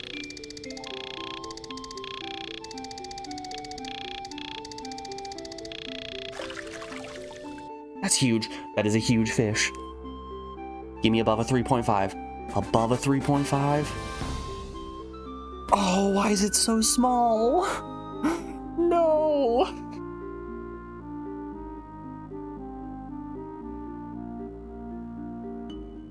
Y'all, I don't know if that's gonna be enough. So, this is the large species of bass. But we low rolled so hard. So unbelievably hard. I can't even stage you how hard of a low roll that is. Ah. Okay, let's see what we're working with here.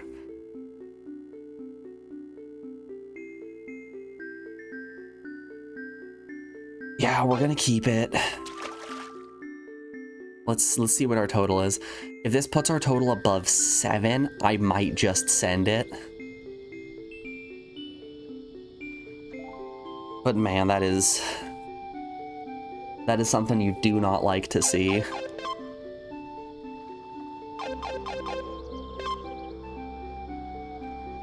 Alright, let's check this out. I think it's a 1.72 plus a 1.98. Ugh, plus a 2.86. That doesn't put us above 7. No!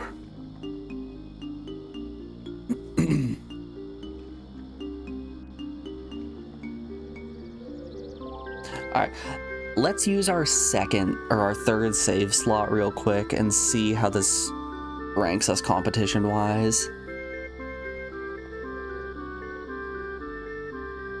Man, that's such a shame. We can't even hope for another medium one to push us over. I don't think medium goes above 2 kilograms. If it does, it's going to be super rare. Just like how a small one rarely goes over 1 kilogram. Boo. Boo and hiss.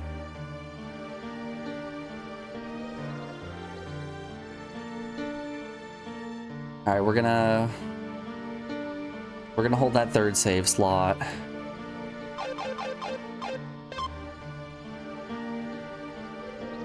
God, what fitting music. Thank you, Legend of Legaia.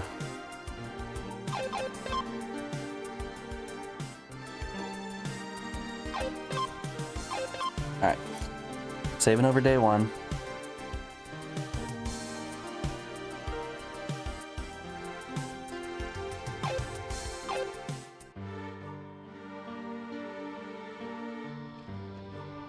I mean, at least on the plus side, it's It's a heavier fish.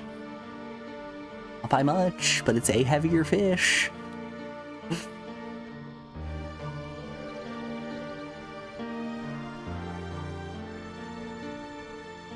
So, if I recall correctly, this should put us at about 14 kilograms for the tournament.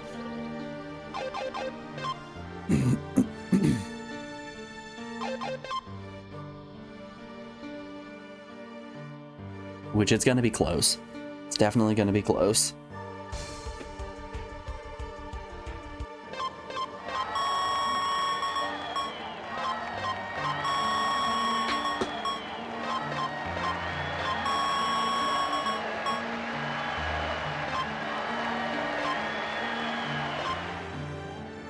Oh no, that puts us way lower than I thought. Ooh, buddy.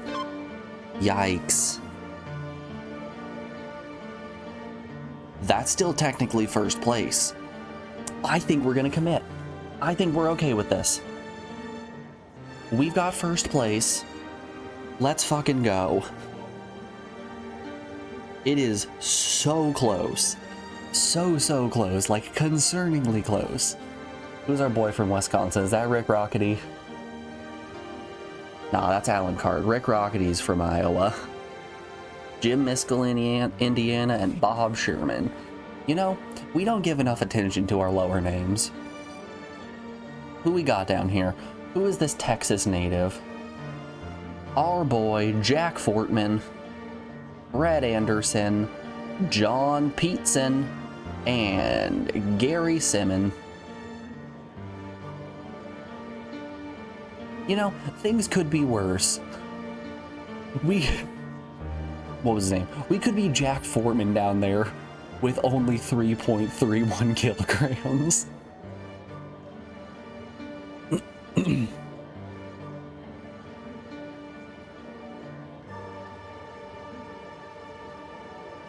All right, first place is first place. I'll take it. What are you saying to me? You did great. If you keep up this performance tomorrow, you can win.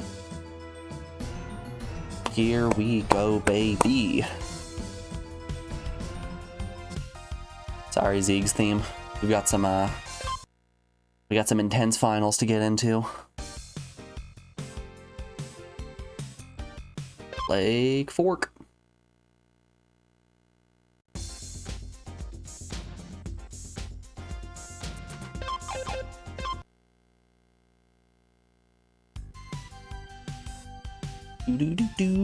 All right. First and foremost, we're just gonna start out at the bridge. It's only 3 minutes, and this bridge has never served us wrong before.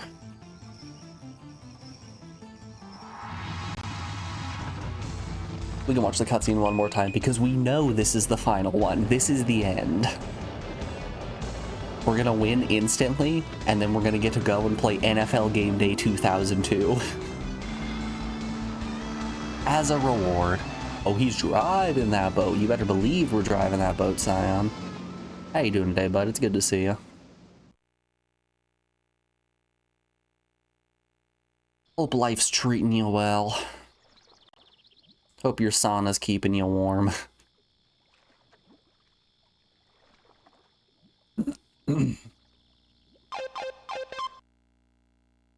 Alright. We're fine to go back to Zeeg's theme. Alright. Pop a save at the start of day 3. Let's do.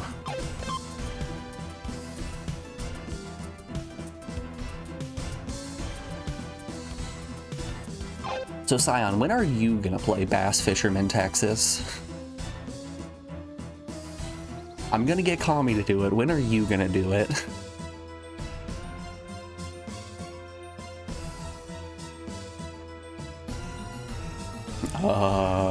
Hold up. Better yet, when is the Bass Fisherman, Texas all tournaments race?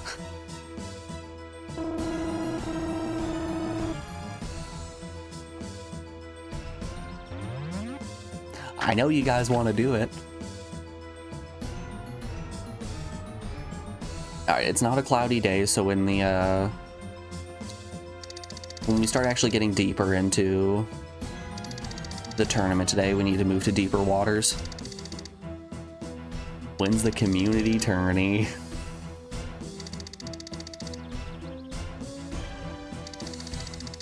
Here's what I think we do. Here's how I think we run it. Instead of being in tournament mode, we go in practice mode, and whoever gets the biggest 3 fish wins. We treat it like an actual tournament, but instead of being a battle against the computers, it's a battle against each other.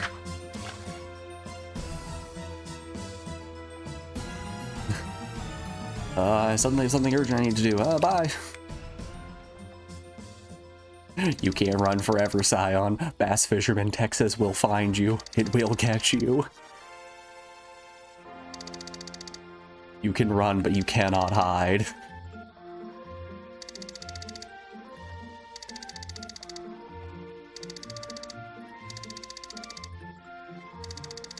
It is powerful. It is omnipresent.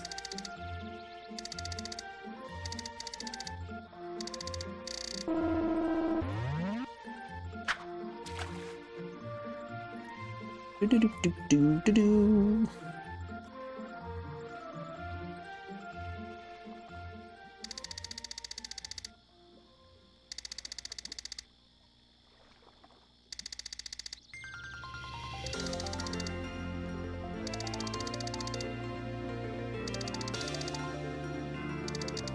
Man, shoutouts to not having to fight Rick Rockety for first place.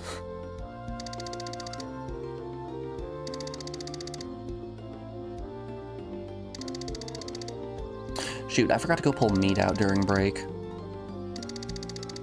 I didn't whip my meat out during my break.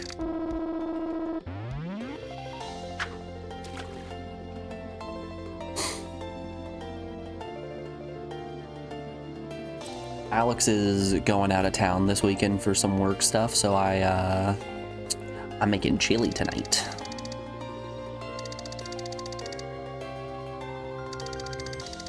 No, I felt the nibble.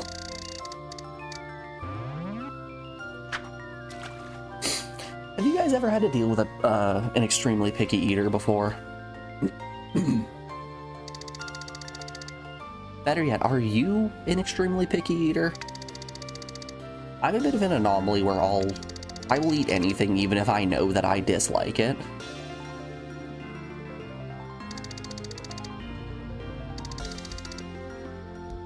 Like, even if it's something that I've had in the past that's been real gross, I'll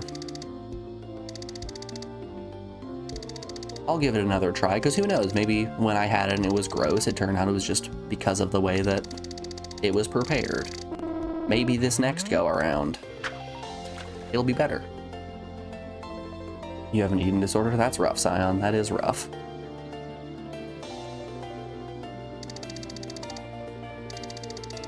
I hope you can work past it.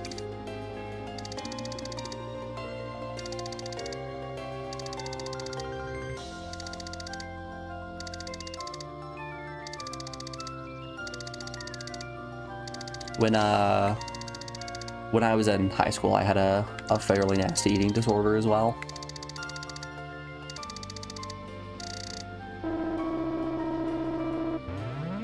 Like, acknowledging the fact that it exists is a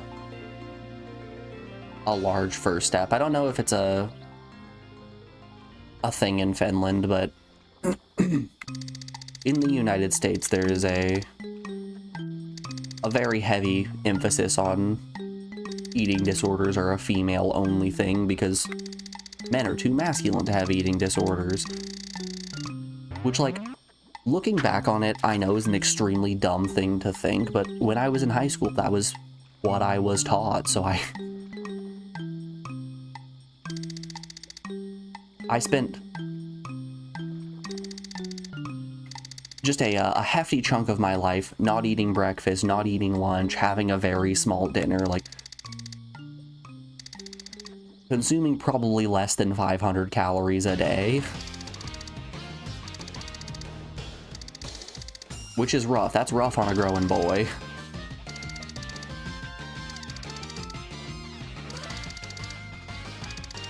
And like, I didn't really think anything of it, because I'm like, yeah, it's not an eating disorder, that's a lady thing.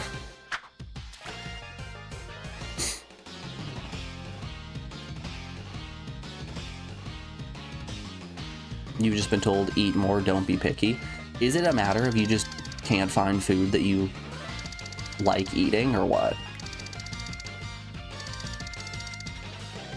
Because I bring up the topic of picky eaters because Alex is an extremely picky eater, and it's not that she doesn't like eating, it's just that there are so many foods out there that either are an issue of flavor, an issue of texture, a problem with preparations, just things like that. So like last night I made leftovers quesadillas, so I just took a bunch of the leftovers that we had in the fridge, mashed them all together into a gruel, and then just loaded that in a tortilla and baked it. Which, I say gruel, it was just like I crushed up the cheesy meatballs and the ground taco meat. I took the tater tots off the top of the tater tot casserole, so it's all things that would have worked in a quesadilla. But like, I was thinking about putting salsa in it. I didn't because Alex doesn't like salsa. I was thinking about putting sour cream, doesn't like sour cream. Thinking about putting beans, she doesn't like beans. So I didn't add any of those to the quesadillas. I threw the sour cream on top for me during plating, but yeah. Brain stuff's weird. Food's tough.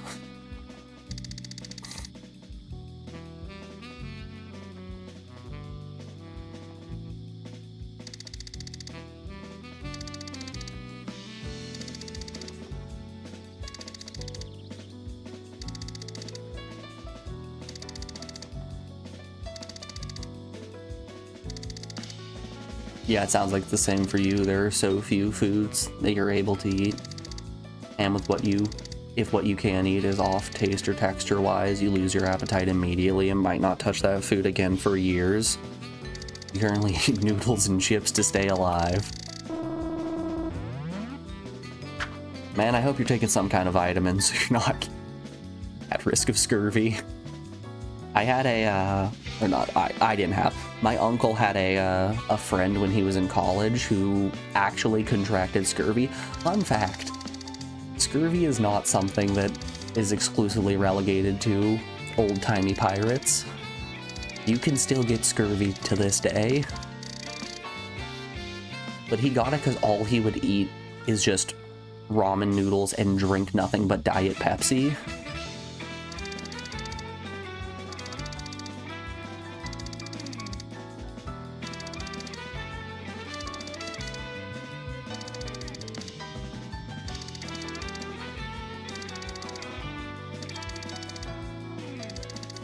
You do eat vitamins? Good, good.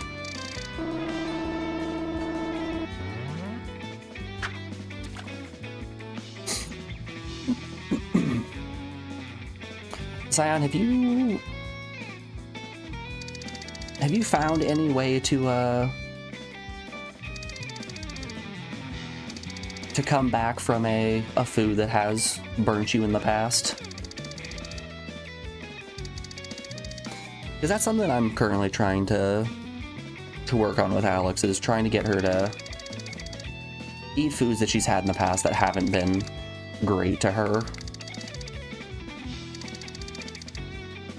But there is that issue of just the memory of, ew, no, I don't like this. It was gross the last time I ate it. It's going to be gross this time. Like, even if it is the most immaculately cooked food, you have that lock in the brain that starts to fool you to be like, nope, just as gross as last time.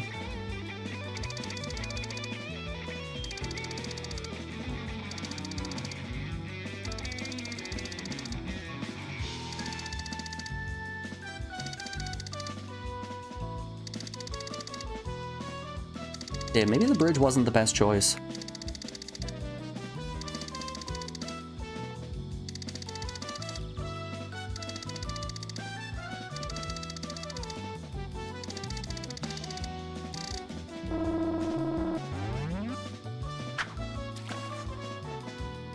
Yeah, it just kind of happens randomly. Get the feeling that, yeah, you could taste that. Or you might just not get that feeling. Wacky. Oh, we had our nibble there. We missed the nib. Alright. Before we keep on fishing, we are rounding out hour 2 of the stream, so we have an ad break coming up here in just a second. I don't even need to pull up the BRB music. It's already up. I'm going to put you guys on the BRB screen, though, while we run a couple ads to get rid of pre-rolls. We'll be back in just a second, folks. Enjoy the tunes if you're subbed. If not, I hope to see you on the other side of this break. Be back in a moment, y'all. See you then.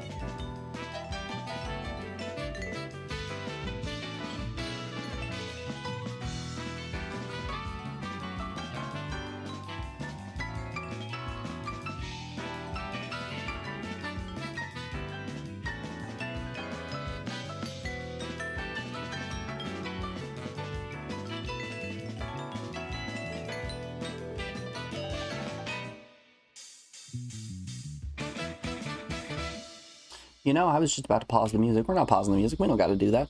We're playing songs. All right. Thanks everyone for sticking around through that break. I do appreciate it. Let's have ourselves another little bass fact. Family ties, largemouth, smallmouth, and spotted bass are all in the, is that Centrichidae family, which also includes carp, bluegill, striped and white. Oh, which also includes carp and bluegill. Striped and white bass are actually not included in this family. Currently, there are several types of bass that make up the black bass family. Interesting. Not all bass are created equally. Alright, let's try a different area. Clearly the fish aren't biting around here. Let's move out to a new zone. One of the earliest foods you ate a lot of were microwave burgers. You ate a fuck ton of them every day when you were 5. But then one time you bit in and found something hard. That was 16 years or so ago. And you've yet to taste any burger again, or meat for that matter, that isn't fish or chicken. Damn. One bad experience with a microwave hamburger and you're off red meat for the rest of your life.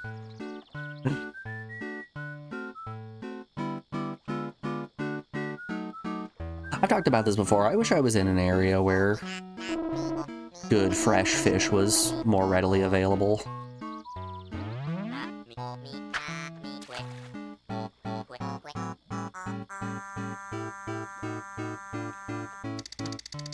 Ah, beans. Well, we felt the nibble.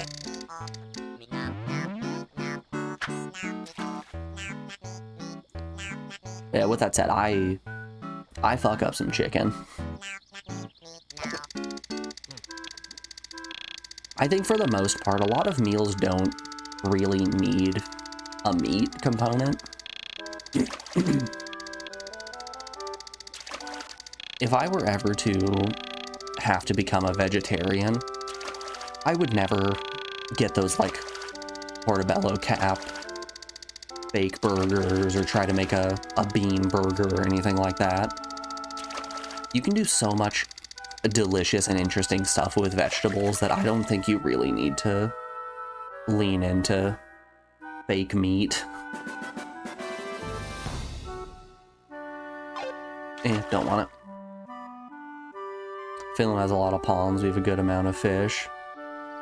Fish is your favorite, but even with fish, you only really eat salmon and tuna.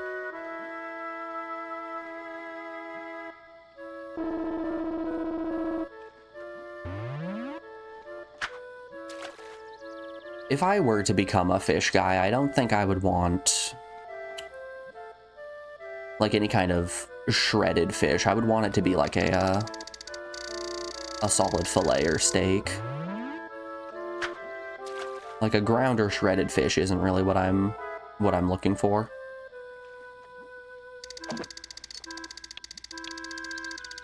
I think there's a time and place for it, but on my plate is not the time or the place.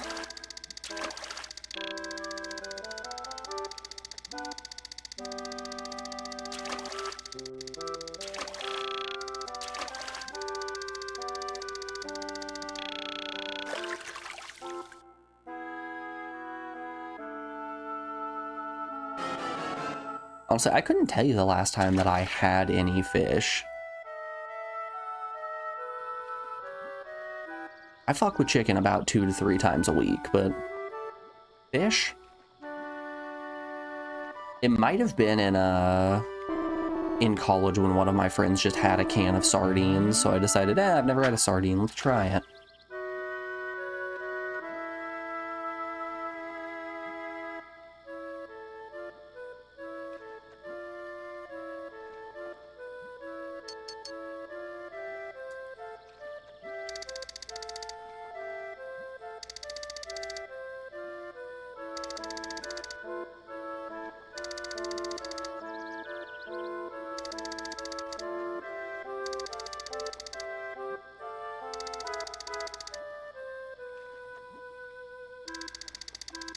Dude, we just went on break. What was I doing on that break? Oh, I was playing Pokemon, right? I was telling myself, man, I'm gonna get up and pull meat out for dinner tonight during my next break. Break comes, forget about it instantly. Literally immediately. I instead hop on TCG Pocket and start doing Wonder Picks. Which, hey, I got another Snorlax.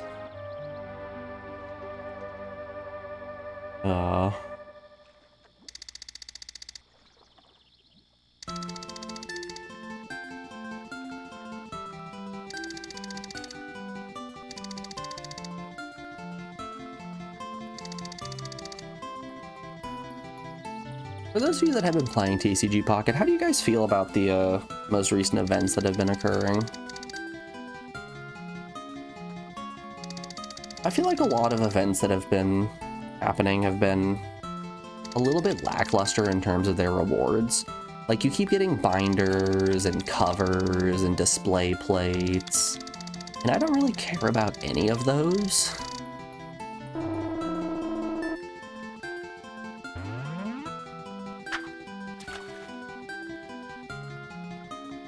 I feel like the electric outbreak event was pretty good, especially for players who had just started out and needed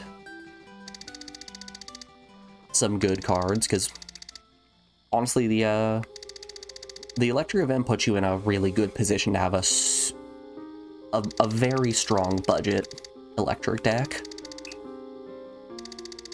Having access to that many Joltics, Galvantulas, EX Zapdos, Voltorb, Electrode, it puts you in a good position to be able to stand a chance online.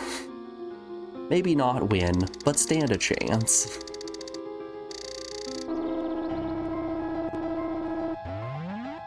I have at this point been playing long enough that I have completed free-to-play decks. Like, I've got my 2 EX Celebes and Superiors. I've got my 2 Gardevoirs and Mewtwo's. I've got my EX Pikachus and Zapdoses. Machamps and Marowaks. I don't think I've yet to build a proper fire deck. But that's mostly just because I don't like fire as a type all too much.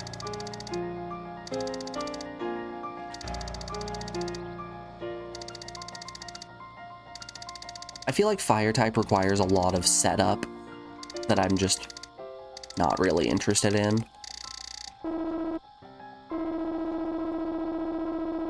Like, what do you need for a fire deck? Your big killer probably comes in the form of EX Charizard, right? Which you need 4 fire energy to do Crimson Storm, which point you'll discard 2 fire energy, which needs more setup.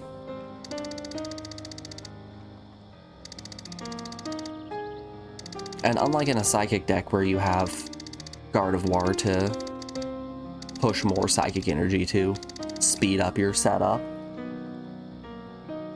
you get, what, 1 energy a turn, maybe 3 if you're extremely lucky with Moltres as your lead.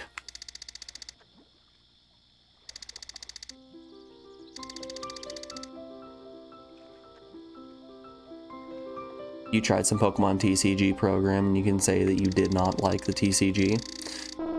Did you try the proper TCG Scion, or did you try Pocket? Let's rephrase this. What did you not like about the TCG?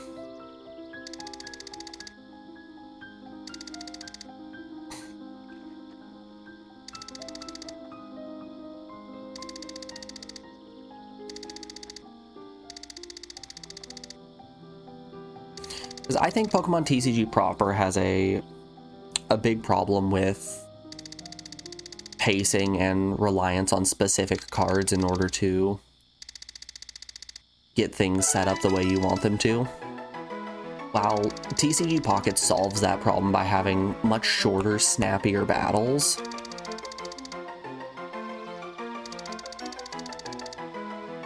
It felt like you needed the stars to align to get any cards. Yep, okay. Yeah, you might enjoy TCG Pocket if you want to check that one out. It's a free-to-play app that has some premium features, but they really are not necessary in any regard. Like, I know there are a lot of games that are free to play, but if you want to stand any chance, you have to shill out the big bucks. In TCG Pocket, you don't have to shill out a single penny, and you can survive no problem. But that game cuts the deck size down from 60 to 20. So worst case scenario, like absolute worst case scenario, you have a 5% chance to draw the card that you need, which is not bad. That's not awful. You have scout cards like Professor Oak that lets you draw 2 cards at once. You have Pokeball, which lets you pull a basic Pokemon out of your deck. You have Pokemon like Coughing that can just straight up pull another basic Pokemon out of your deck and put them on the bench.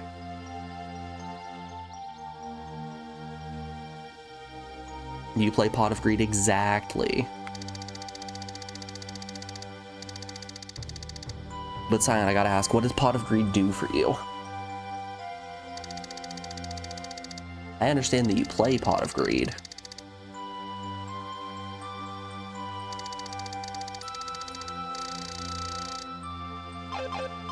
Let's load our save and try to go fish in a different area. We're at about 10 o'clock and we haven't seen a single fish. It's worthwhile.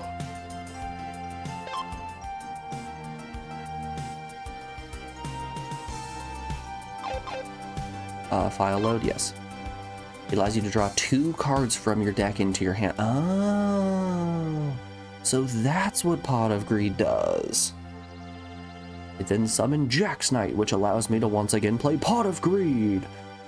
To draw 2 cards and put them into my hand. That's not what it does. That is what it does. That does what it do.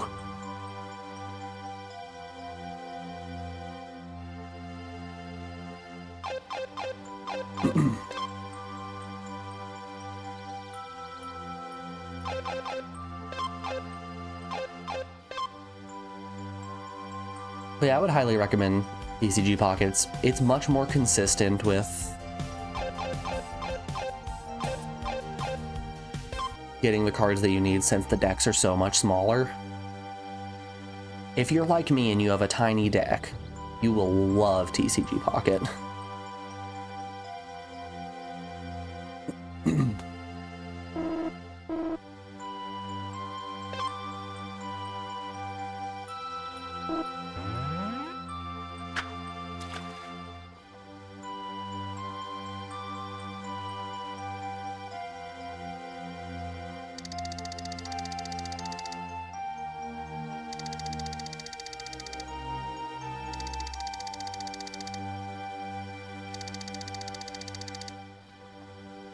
And honestly, if you're not in it for the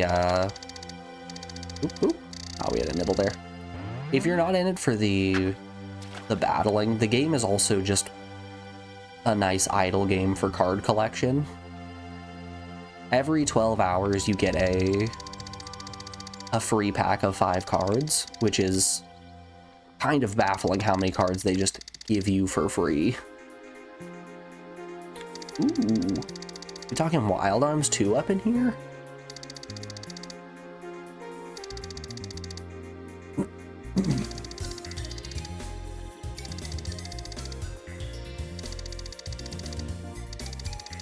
So yeah,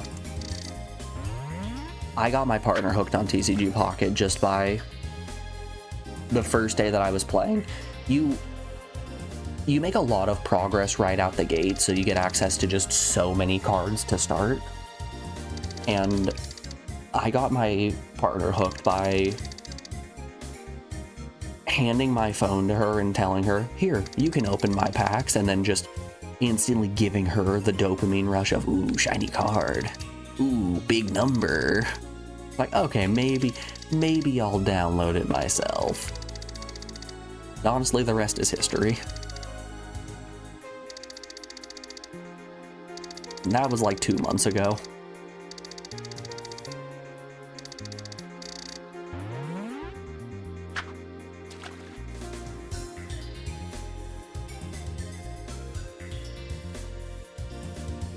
And anyway, this has been my sales pitch for Pokemon TCG Pocket. Pokemon TCG Pocket. I'm loving it.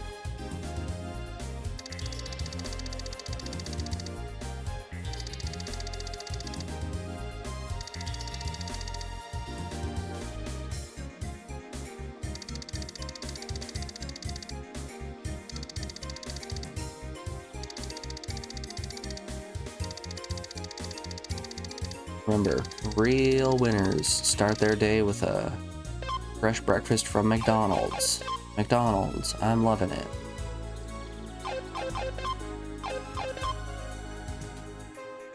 Let's get weird. Let's get weird up in here. We never go to spot number 1. Mostly because the fish don't like to spawn here. But this spot is where it's gonna be. I believe. You guys believe? We got any believers out there?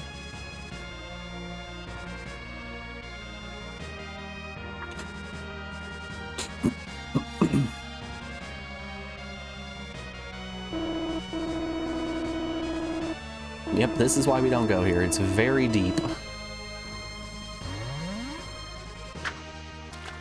We need that shallow water. The passion, the energy in your voice. Sold. To McDonald's we go.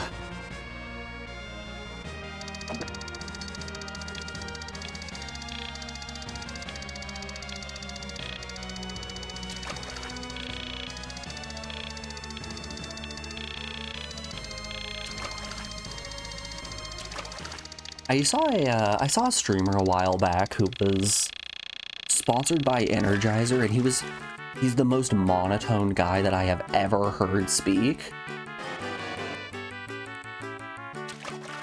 But he just had seamless plugs into his Energizer sponsorship, so he's like, man, level's really giving me trouble, it's really bringing me down.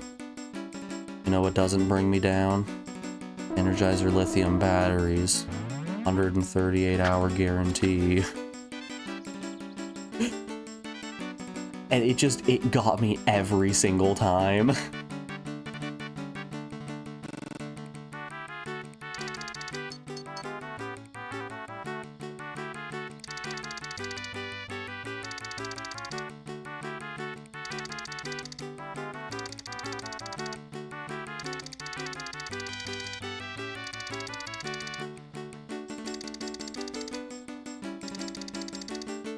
I really wish this game would stop screwing me over. You know what's never screwed me over? Energizer batteries. Energizer just keeps going.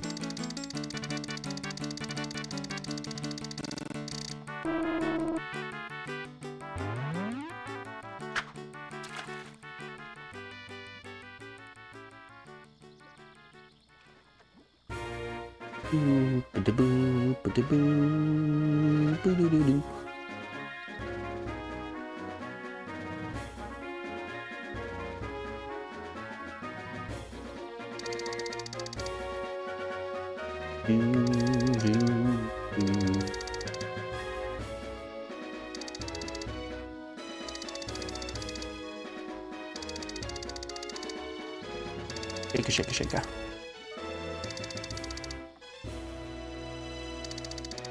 Yeah, I think Area 1 might have just been a bad choice. Let's go somewhere else. Is it a bad choice for us to have spent 45 minutes sailing here and then 45 minutes sailing back? Absolutely. Let's load our save instead. Good talk, everyone. I appreciate you all sticking around for that ride.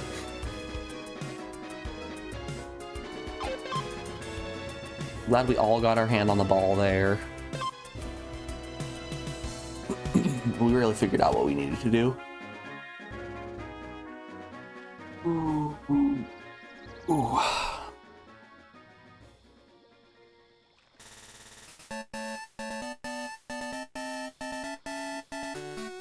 Teamwork, friendship, yeah.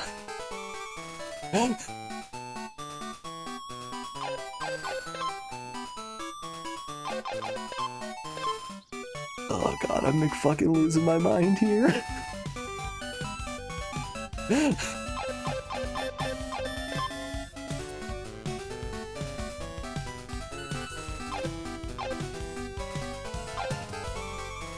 This is the one right here, Bass Island. I'm feeling it. We're close to the shore. It's gonna be nice and shallow. It's still early in the day.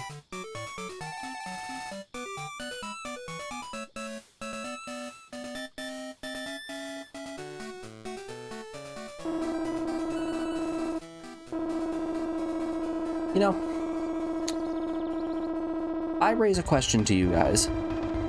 Have you felt that Bass Fisherman Texas is more or less engaging than Sentient was?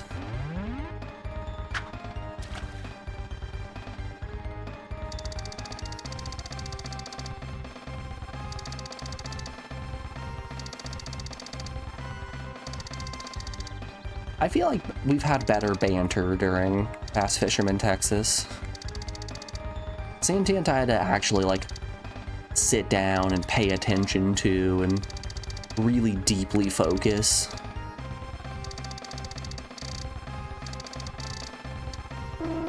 Bass Fisherman Texas, I'm shutting my brain off for this shit.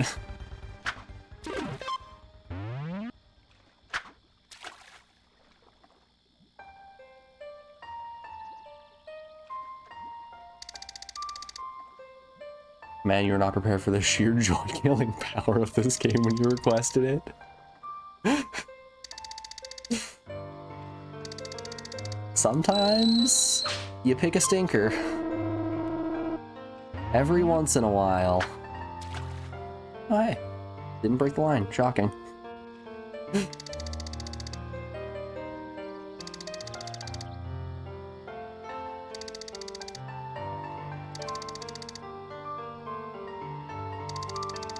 Captain, if it makes you feel better, I don't blame you. I blame those bastards over at Sammy.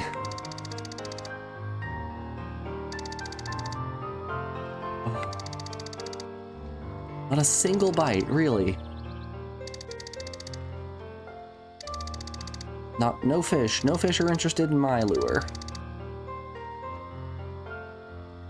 Maybe I'm not letting it sink enough. Hold up here.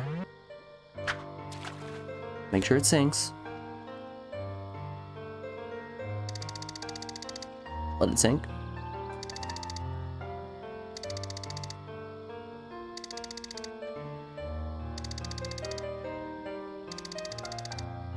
Man, I don't remember who it was, but I had this weird little guy that used to show up every once in a while to stream, and whenever a game wasn't the best, whenever it was like average to slightly below average, every single time they're sitting there like, let's ban the guy that picked this. Where's that guy when you need him now?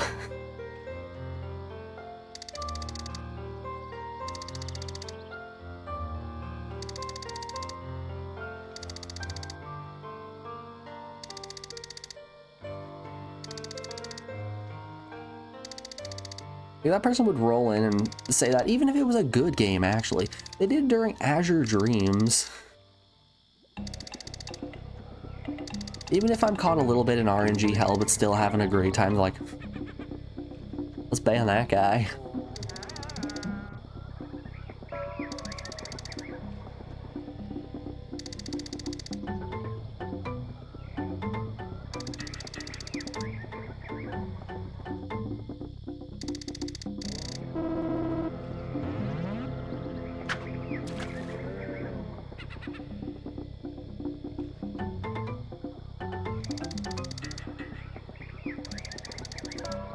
Also, Captain, just know, it can be worse. It can and it will be worse.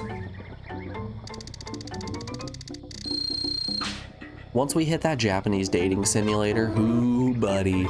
Ooh, man, is it gonna get bad.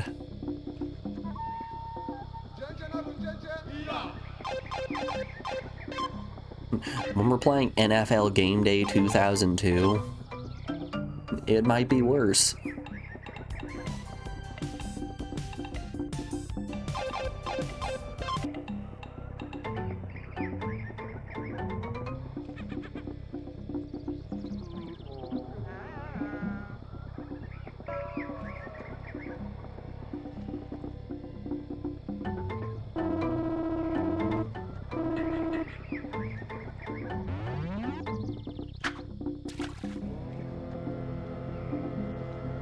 But is it going to drag on for over a week?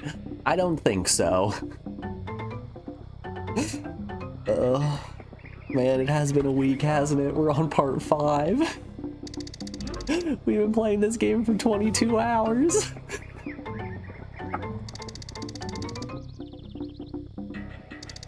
Alright, let's put on the clown music.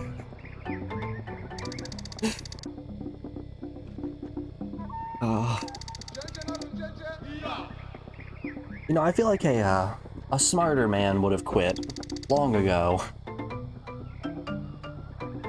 A smarter person would have done what those other 3 people who have videos of this game online did. Where they play 10 minutes of it and then decide, I'm good, actually.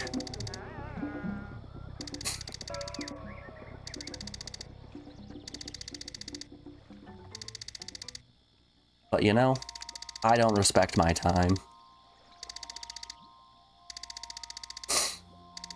Also, I'll tell you, come hell or high water, we're going to finish this game this week. I don't care if there's another tournament, we're gonna finish this game.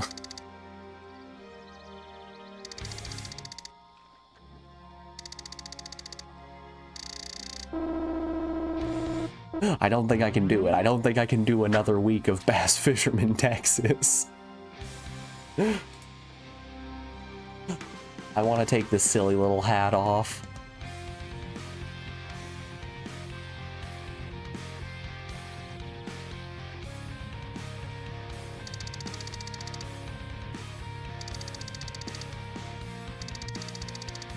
But you know, first and foremost, we need to get a bite.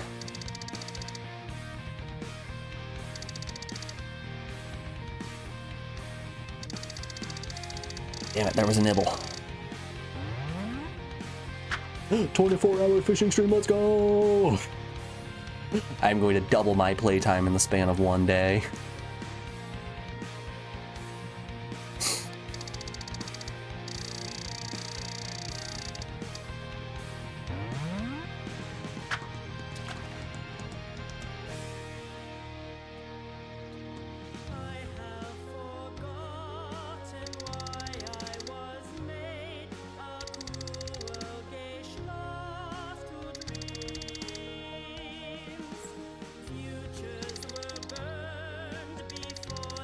You know, I'm just saying, Alex is gonna be out of town this weekend, so I do have a Saturday that is completely free.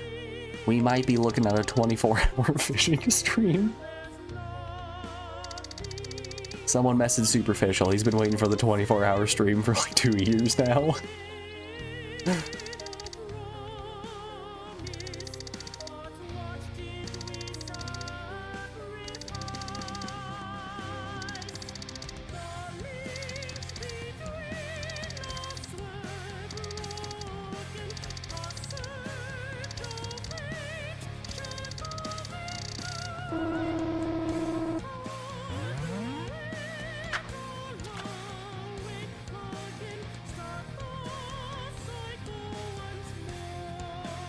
I was thinking of doing what Kami does on these long,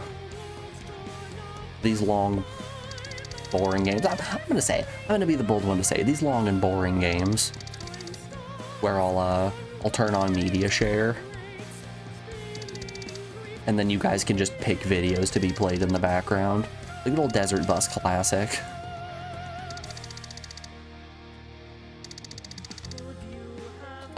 One second, y'all. I just heard a concerningly loud thud. I need to go check on that real quick. I'll be back in a moment.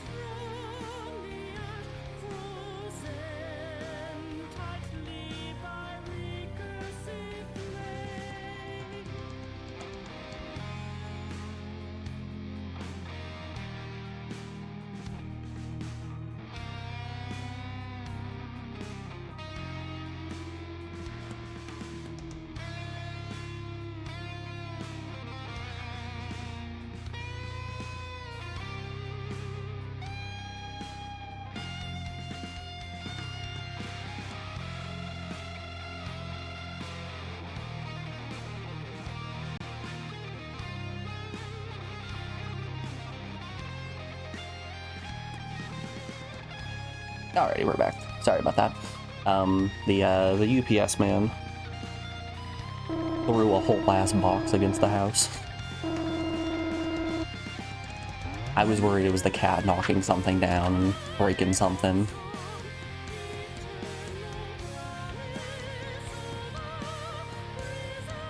You'd also break gameplay up, like play this game only on Saturdays or 1 hour each day or something. Nah.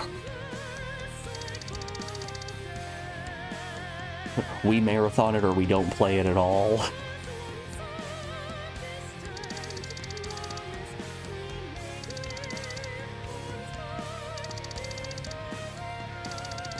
Maybe my tune will change if we end up finding a game that's worse than Bass Fisherman, Texas.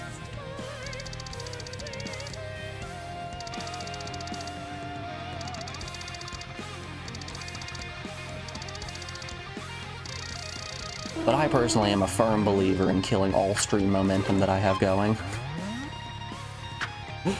The PS1 giveth and the PS1 taketh away.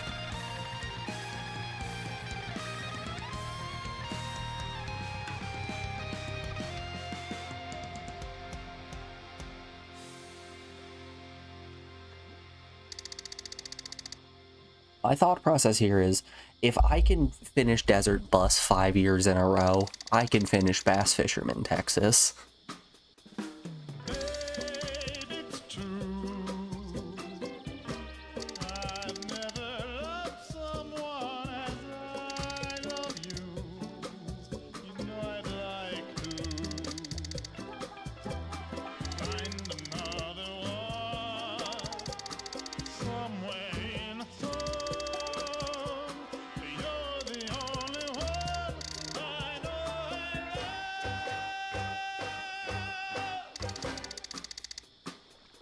I imagine when I get to like a Mahjong or a Pachinko game, something that is even more mind-numbing than Bass Fisherman, Texas. Hold up, we got a nib. Yeah, imagine if we had something that's even more mind-numbing than Bass Fisherman, Texas, that will probably be breaking it up into smaller doses, like do a big hand once a day or so, or just spend an hour dropping pachinko balls and hoping for the best.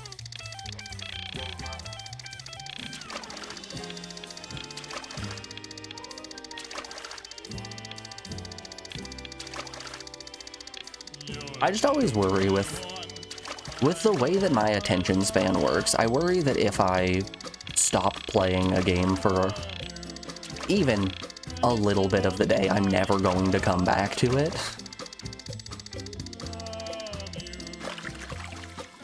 Ooh, that's a decent sized fish.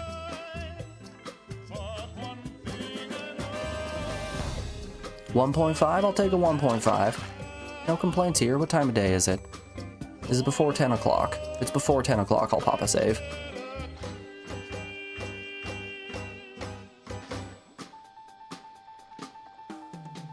It is before 10 o'clock. It is just about 9:20. Let's go.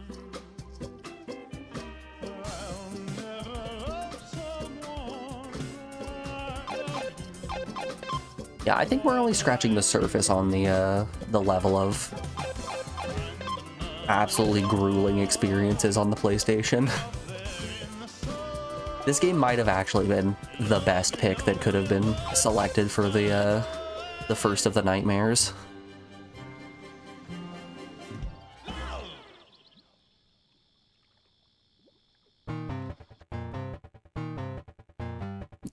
What makes you think that, other than your behavior for your entire life?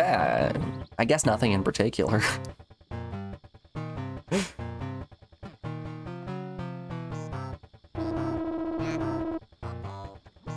Something about my ADD mother and my ADHD father. I don't know.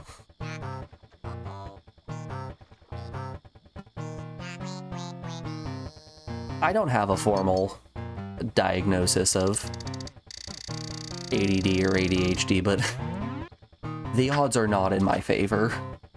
I can't sit still or sit like a normal person. If I stop doing something, I will not come back to it.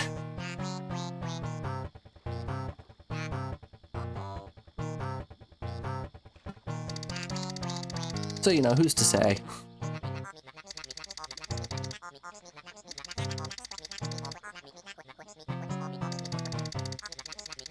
Yo, Rap God KK? I felt the vibration there. I was jamming, and we didn't get the nibble.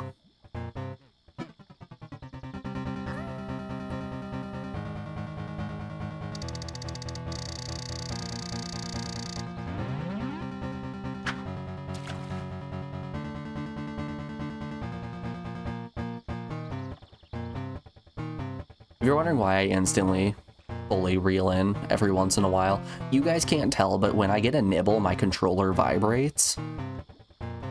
And I can only get one nibble per cast.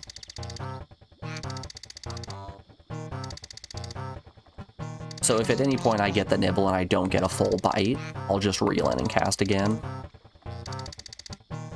But there's no visual cue for it, there's no audio cue for it, it's just my controller goes a little bit. Thank goodness I did not turn vibration off in the options.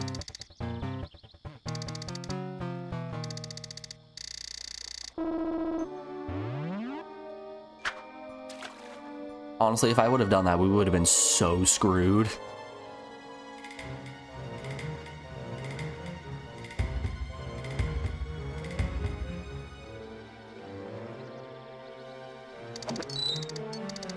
Ooh, deep hook. Show me big fish. Show me. Oh, that is the tiniest fish I've ever seen. Oh. All right, little guy. Yeah, too small. Too small to even take with us. Oh, it's a blue, or it's a sunfish anyway. Okay. You guys want another bass fact?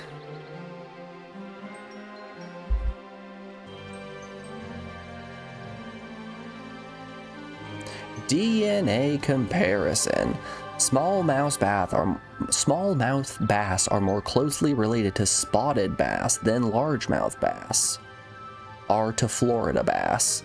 The DNA difference is 1.2% compared to 3.89%. Huh. The classic Florida bass. I'm always talking about Florida bass. What? I know, this shakes your world, doesn't it?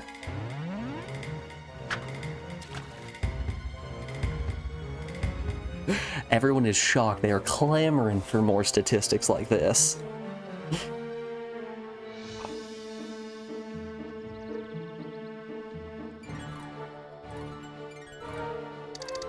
You know what I think? I just had a thought real quick. So, you guys know how I need to finish updating the spreadsheet. Let's pull up the list real quick. Yeah, it's my top search. So, we've got the list right here, and a good amount of the games, like games, what, 39 through 100 maybe, don't have scores for gameplay, graphics, music, story, wow factor, or difficulty. Except Breakout for some reason. Breakout has a 7 in wow factor. Huh. Weird. Okay. I think if we get to a pachinko game, I can just split screen it. We focus entirely on the spreadsheet and just kind of mash on pachinko until we get a win. I think that might be what we do. Mind you, I think the setup that we have right now with the spreadsheet where it keeps the game very tiny down at the bottom.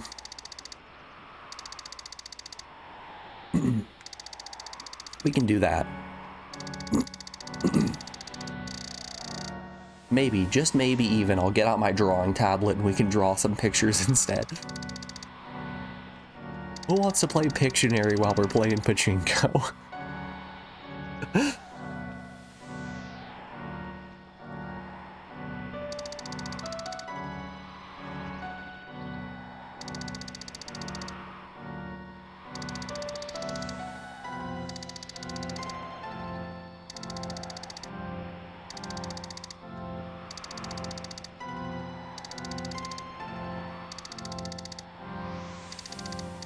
Bass Fisherman, Texas does kind of exist in the same space that Desert Bus does, in the sense of it requires pretty much no focus, but it requires enough, like,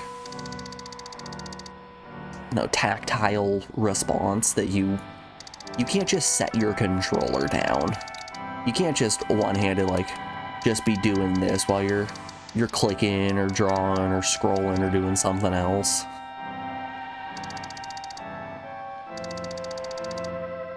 You have to pay just a little bit of attention. Not a lot of attention, just a little bit.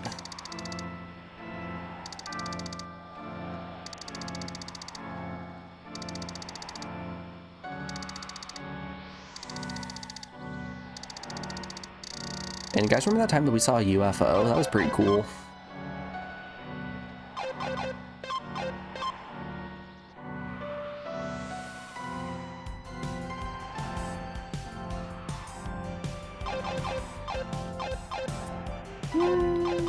How about here? I'm feeling this one. This is the spot. I'm gonna catch 2 large bass right now. We're gonna win the tournament, get first place, and then switch over to NFL game day. I'm not coping, you're coping.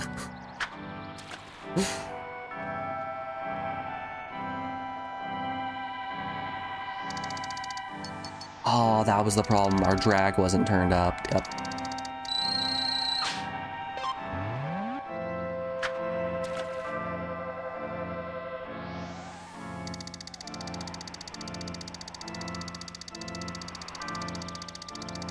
Here we go. This is a bit easier to focus on. I can shut my brain off right now. We're caught in the weeds. Oh, I suppose we can go a little bit farther down.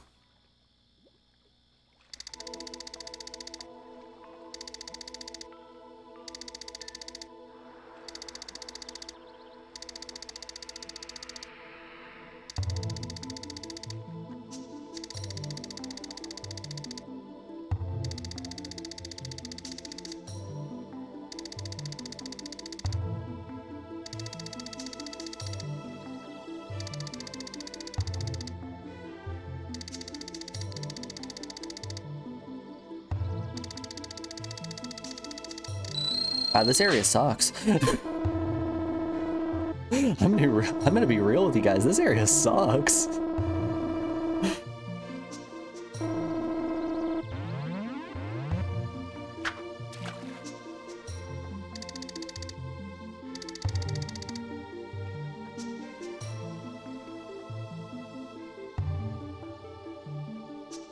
Are we sinking? Are we big sinking? Get the bite. Yes, big fish. Show me big fish. It looks medium. I will gladly take a medium fish. Ooh, it looks chunky though.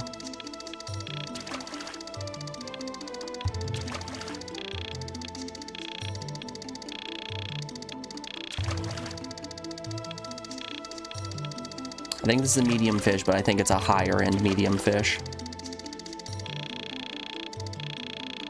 Which, if we can get this in the boat, this is gonna be a big doink. Dare I say huge doinks. Gotta tucker him out a little bit. Tucker him out and hope he doesn't jump too many times. The jumps are the scary part. Come on, buddy. Come on, buddy. You know you want to.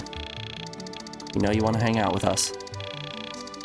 I've got a friend for you in my live well. He's cool. He's like 1.5 kilograms. And get in the boat. Get in the boat. Get in the boat. Yes, yes. Let's go. Oh, it's a huge one. That's a large fish. Okay. 3.88. We got our big fish already. Yes.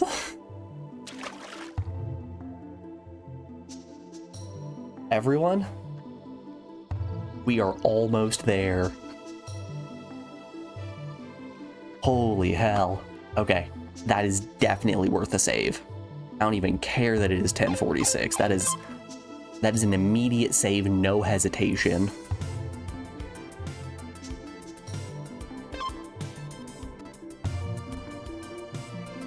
Just 30 more hours to go.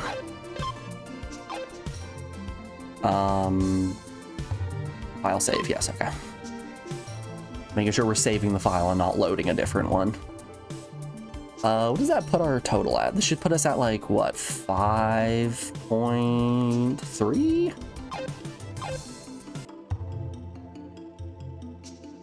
The problem is just I don't remember how much our first fish weighed.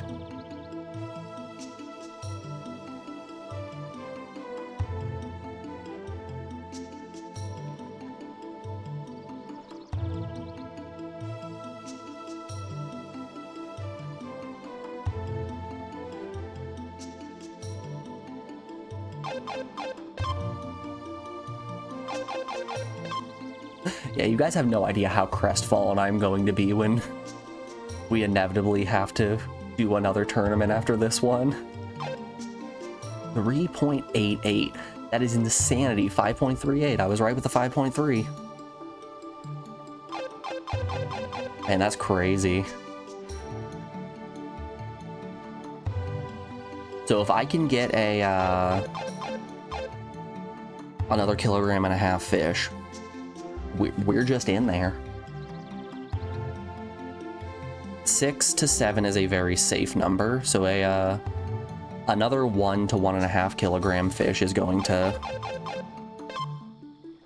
really cement my first place position.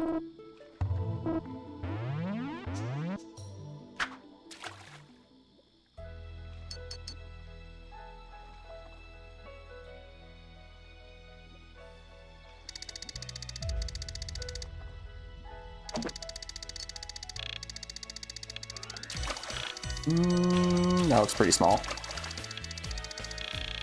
Tiny boy.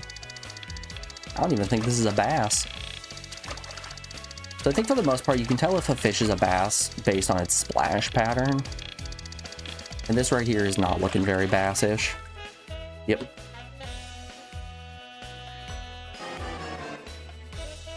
Oh no, it was a bass. It was just the smallest smallmouth bass you've ever seen.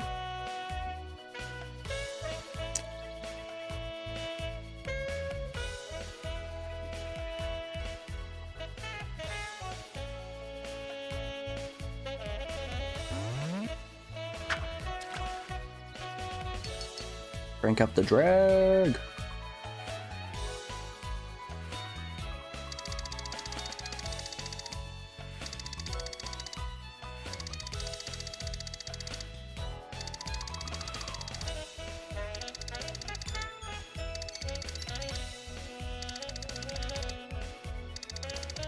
I can't tell you guys how insane that dopamine rush was when I finally caught a big fish.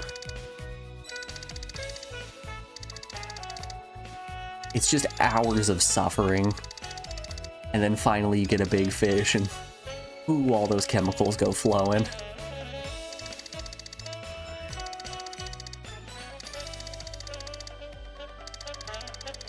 I wonder if I should chase this feeling with the use of illicit drugs.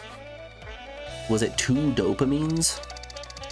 Dare I say, it might have even been 3.88 dopamines.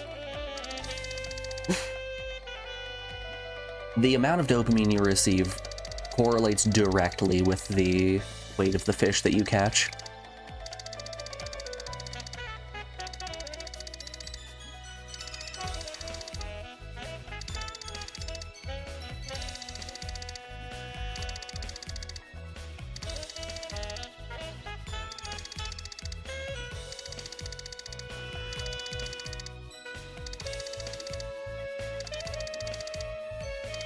Have you guys seen that website that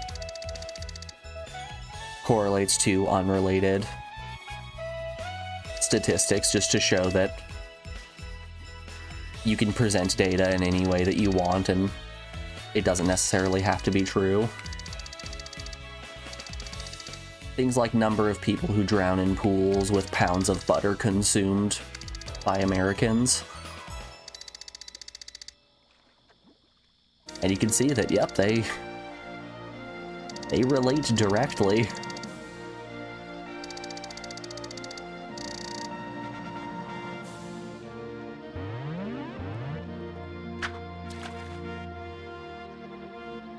I feel like I'm in that boat right now. Weight of fish, amount of dopamine my brain produces. It's less the weight of the fish that really gets me going, and more the fact that that just means we're one step closer to being done.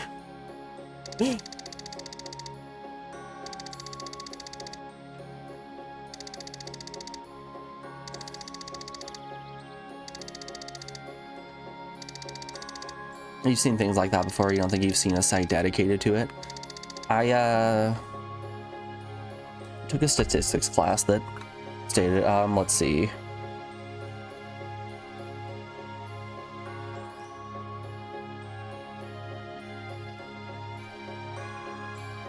Let's see if we can find it.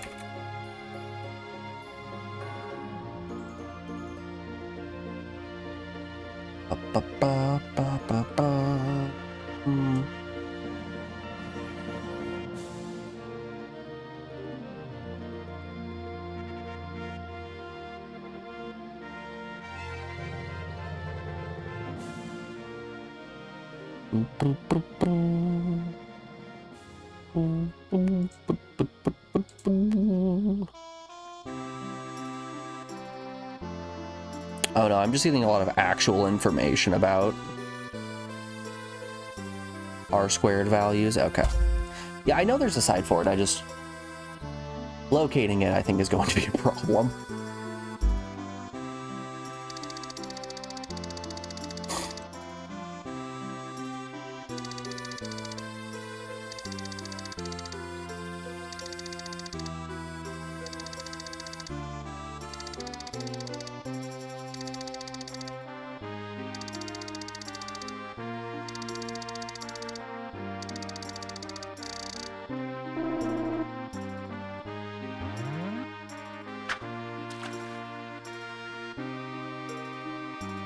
Number of people killed by falling off of roller coasters with number of Batman movies released per year. Yep, the data doesn't lie. Batman movies are in fact causing people to die on roller coasters. So if there's a Batman movie on the horizon, do not go to the amusement park. I beg of you.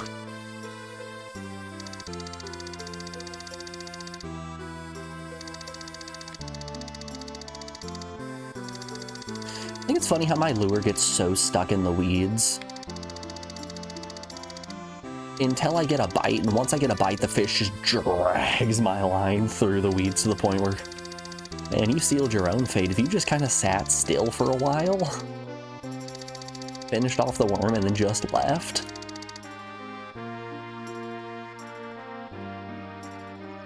you'd really be cooking.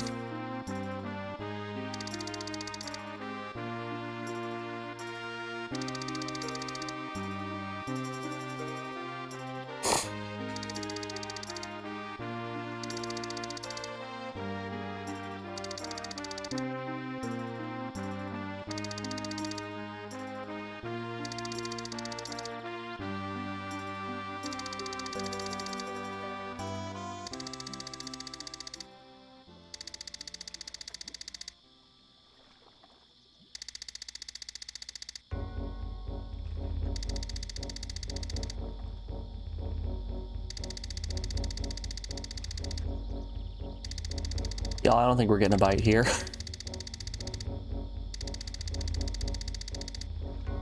Gonna be real, I think we might just be stuck in the weeds. Let's snap the line. Let's head somewhere else. We got the big fish from this area. Let's move to a new zone. You know what? I wouldn't be doing my due diligence if I didn't finish out this round by catching my final fish at the bridge. This is not the bridge area. Bridge area, I think, is in 4. Let's do it. Let's finish her off at the bridge. My beloved bridge. Alrighty, y'all. Before we start fishing, here at the bridge, though, we are rounding out hour 3 of the stream. So we have an ad break coming up here in just a moment. I don't gotta pull up any music for you guys because we already got the tunes playing. I'm gonna put you on the BRB screen, play some music, run a couple ads to get rid of pre-rolls, and we'll be back in just a second, folks. I will see you guys on the other side of this break. Be back in a moment. See you then.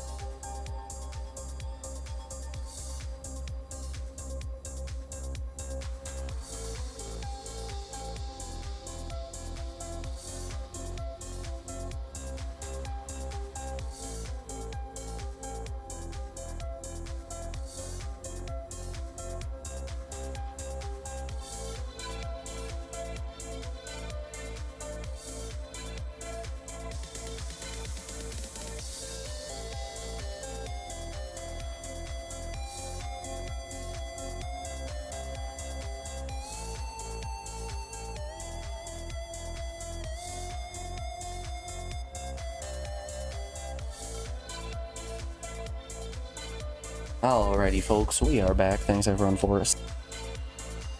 Press the wrong button. Press that mute button, not the switch over to PS1 button. Alright, let's do it. Let's start out with one more bass fact. Lifespan. The lifespan of bass species is strongly dictated by region. Smallmouth live between 6 to 12 years on average, with few reaching a maximum of 15 years. Largemouth found in the northern United States typically live much longer, lives 12 to 15 years. Then, wait. Largemouth found in the northern United States, oh, okay, typically live much longer lives than largemouth in the southern portion of the country, 12 to 15 compared to 10 to 12. The oldest known largemouth bass was 23 years old and lived in New York City. That bass out here eating his slice of pizza, saying, "I'm walking here." I think that's the secret to a long life. If you're a bass and you want to live a long life, you need to go, "Hot dogs for sale."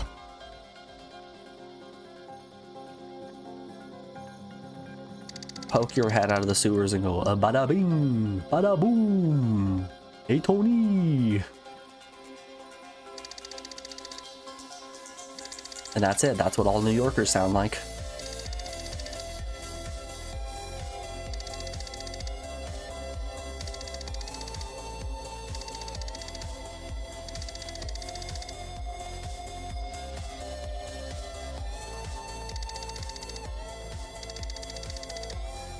You know, I'm a little bit disappointed in you guys.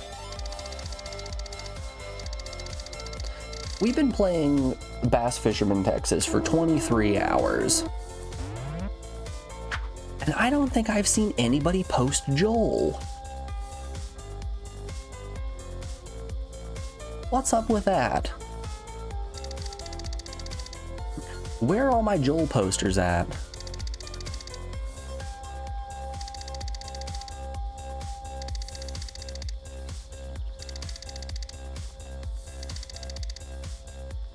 Ooh, hold up here. Hold up here. I have an idea. I've got a great idea.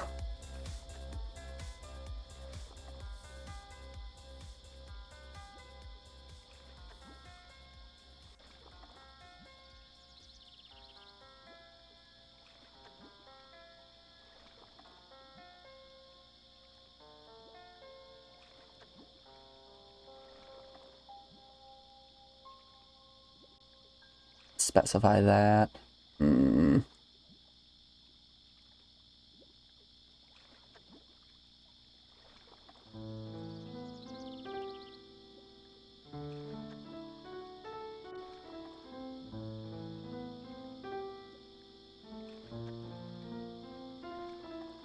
Damn, I can't find it.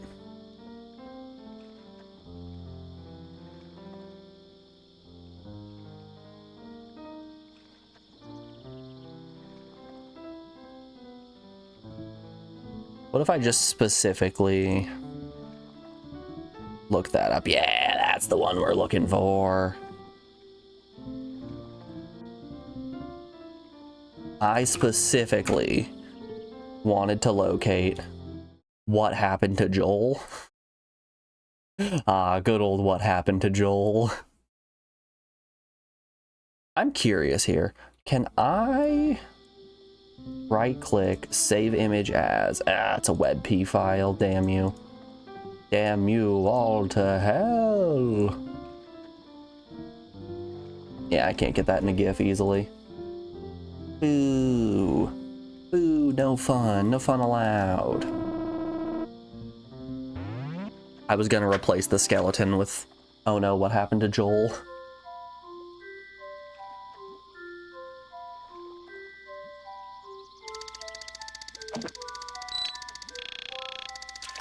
Ooh, that looks like a decent sized fish.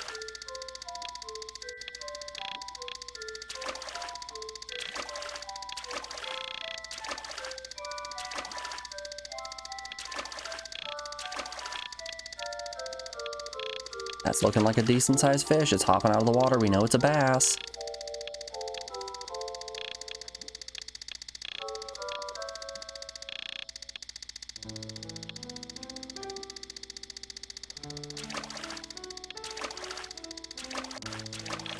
Come on, buddy. Get in the boat. Yes, big doinks, big doinks, big doinks. It's a medium.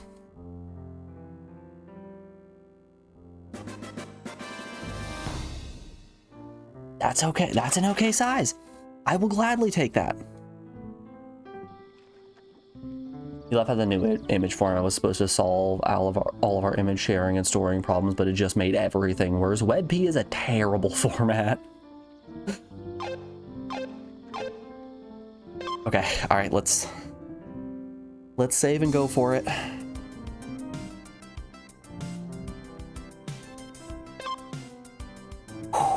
I'm shaking here. I'm shaking here.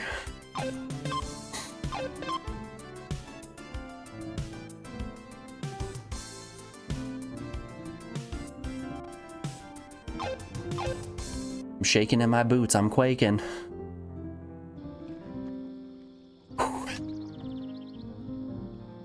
We may have made it. This might be the end of a legacy. A dynasty, dare I say.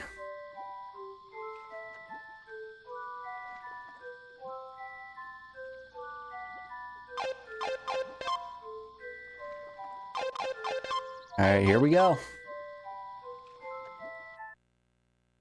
pause that music. Oh, no time like the present.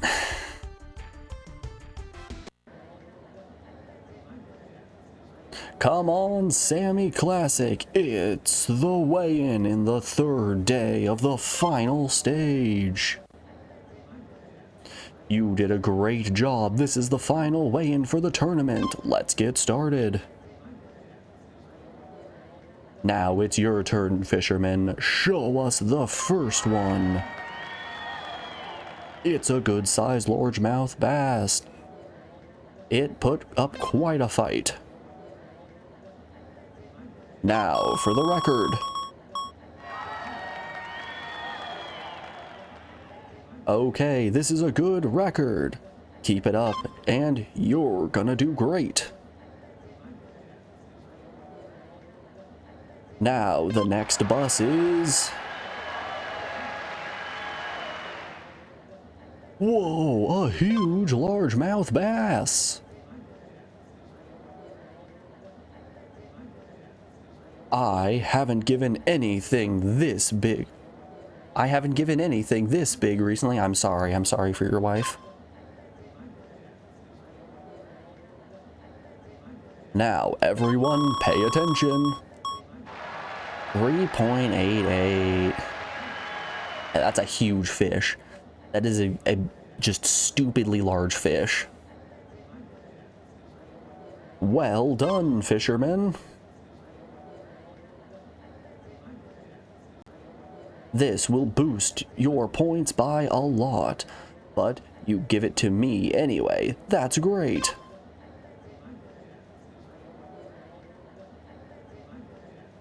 Now, the next bus is... That's a good-sized largemouth bass. It put up quite a fight. It really didn't. It really did not. Now, for the record... 1.72 is nice. That's a nice sized fish. Yeah, that's a good record. If you keep going like this, you can move up the ranks.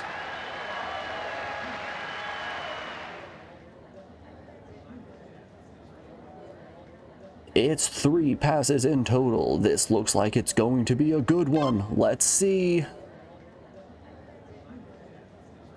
I'm so nervous right now. Here we go. It's the sum of the stage up to now. 20.99. I swear if Jim Miskell pulls... Who are you? What do you want?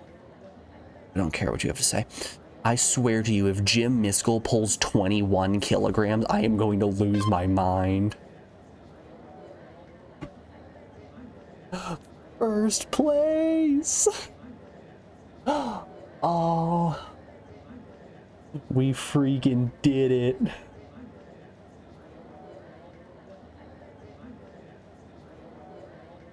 Alright, scan that and tell me what the results are. Tell me who's sitting in second place.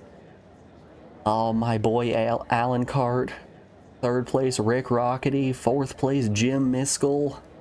Fifth place, Bob Schumann.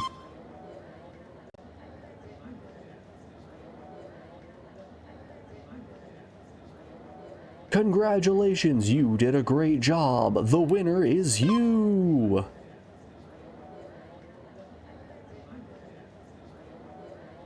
How are you feeling? Who do you want to tell about your feelings right now? I will tell the world. Everybody, we freaking did it. I might cry. I'm looking forward to seeing you compete in this tournament again.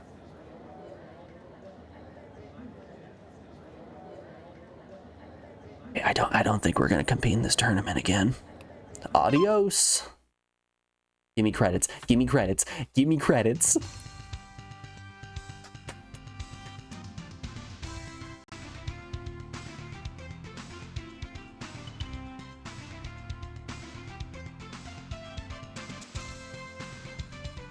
Congratulations. Congratulations. Congratulations.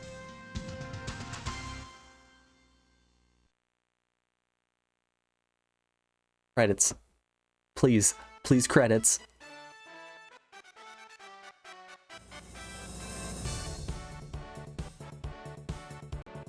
Come on. Don't just black screen me. Show me that first name. Show me that developer.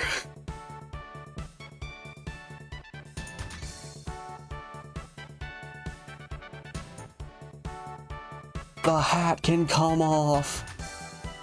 Oh. Ladies and gentlemen, we freaking did it. We actually freaking did it. Eat dick, Jim Miskell. Oh. Holy moly.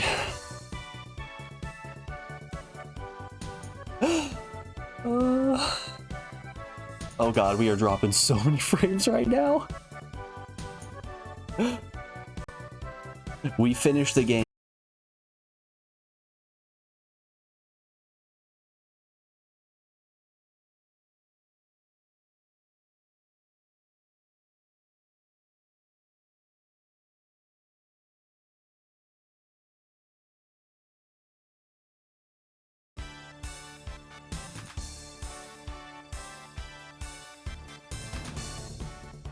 You know, I can't think of a better way to end this game than OBS dying, my internet crashing during the credit sequence.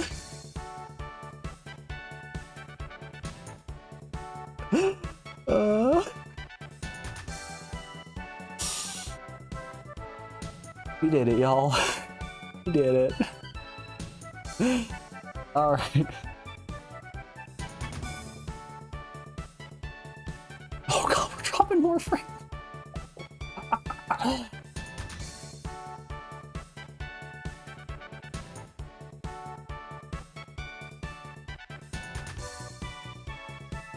I don't think it's in the cards.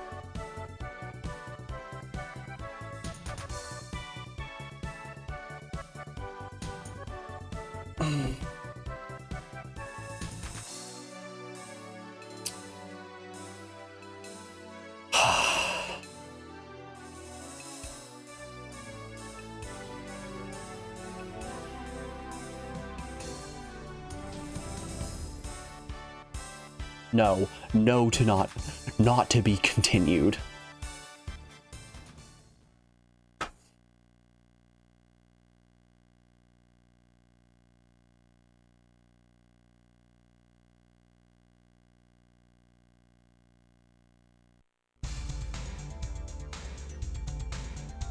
Oh, is it just back to the title screen?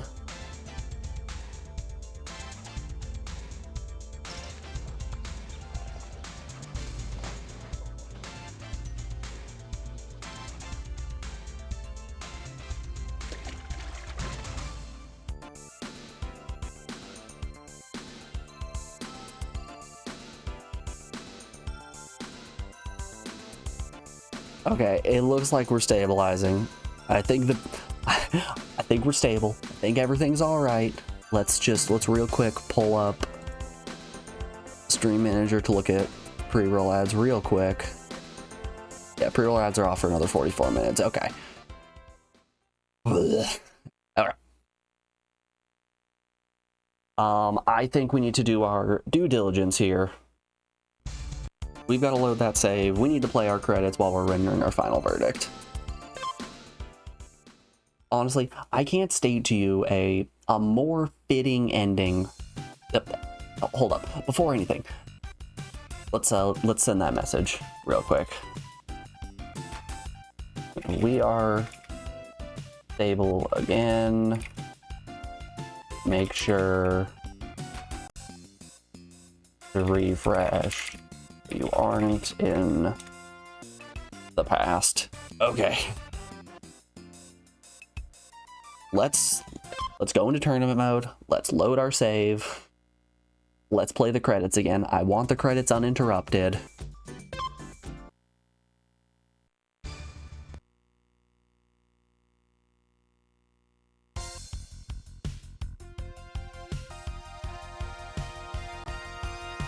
Sometimes your brain feels like monkey parts. Mine too, no speaky. Mine too, buddy. Hold up. We're still fishing. Let's... Let's get the hat on. How are you doing, fellow youths?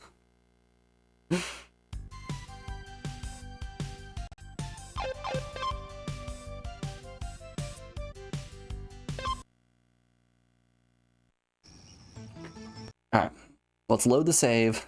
Man, watch us load the save and then lose on the way in. I want those uninterrupted credits for you all to see.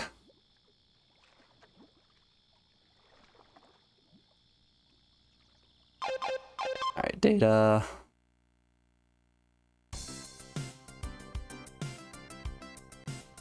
I believe this is load. File load, yep. Okay.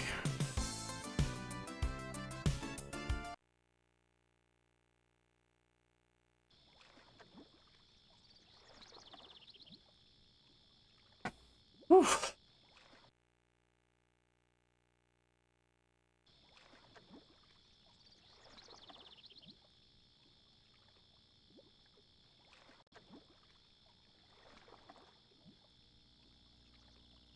No, I will not be catching another fish. But thank you for asking. How many dopamines now? No, I've crashed. I am at negative dopamines.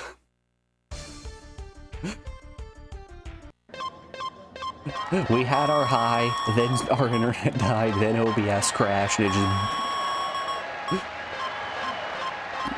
We've tanked. 20.99. Adios.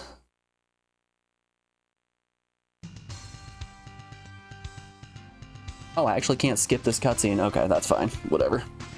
Okay. We did it, y'all.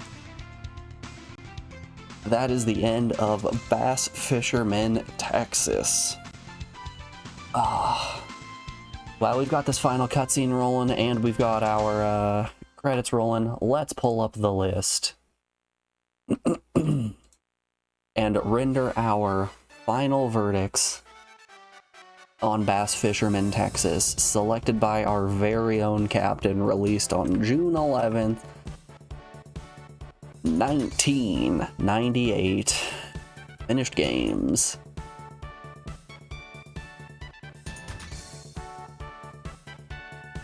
Slide you on over. Oh, honestly, I started saying it before, but I can't imagine a more fitting ending for Bass Fisherman, Texas than to finally get our last fish, solidify it, get the credits rolling, and then everything falls apart. The second that we have something that is actually climactic and exciting, it all just falls apart right in our hands. Alright, the gameplay of Bass Fisherman, Texas is so repetitive, so boring. I feel like it is an extremely accurate fishing simulator that is accurate to a fault, to the point where if you are not able to read the unbelievably long encyclopedia that is present within the game, you are not going to be able to finish this in a reasonable amount of time. But hey, we freaking did it. Gameplay wise, 3 out of 10. Graphics, this game had nothing but still PNGs of some guy in some nice looking jeans fishing in his boat. This is not what you imagine when you think of a PS1 game. This is more of something you could see on, like, I don't know, late stage SNES. Graphics wise, also a 3. The backgrounds were okay at times. Music, this song that's playing right now is one of the 3 songs that you hear in this game. The soundtrack is very few and far between, to the point where we listen to clan music, we listen to the BRB playlist, and all of those gave us a much better experience. Music, 2 out of 10. Story of the game, no story to be seen, 0 out of 10. Wow factor, I am absolutely amazed that this game exists. Wow factor, it had a UFO. I forgot about the UFO. How could I have forgotten about the UFO? I am floored, absolutely astonished by how nightmarish this game is. Wow factor, I feel, plays into more, is this game something that you will experience anywhere else in your life? And I will tell you, no. I don't think there is another game like Bass Fisherman Texas out there. Wow factor, 7 out of 10. Difficulty, the game wasn't hard. It was long, it wasn't hard. This game is a shower, not a grower. It was kind of an RNG nightmare at the end. Hey, David Kane. My boy David Kane, let's go. Model David Kane, let's go. Oh, and David Vance.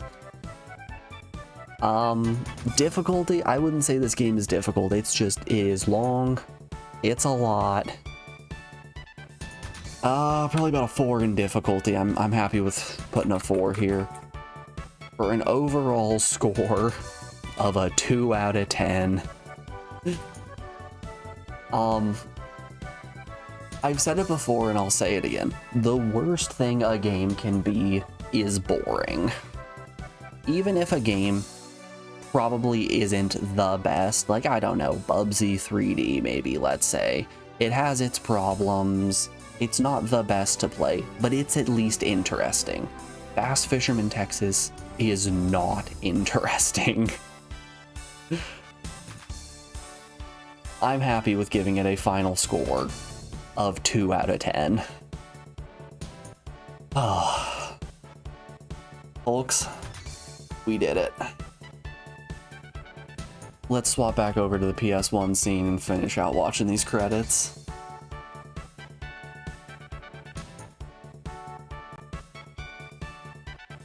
No, I probably would have bumped the, I probably would have bumped the score up from, or the wow factor from a 7 to an 8 if we were also able to see Santa Claus, but fortunately we only saw the UFO, no Santa Claus.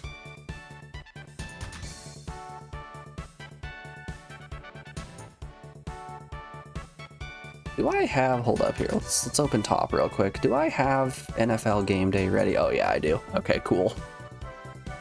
Or Sasquatch? Oh, if we saw Squatch, it's a 10 out of 10. No hesitation. Easy peasy every time. Produced by Sammy, you bastards. You absolute bastards.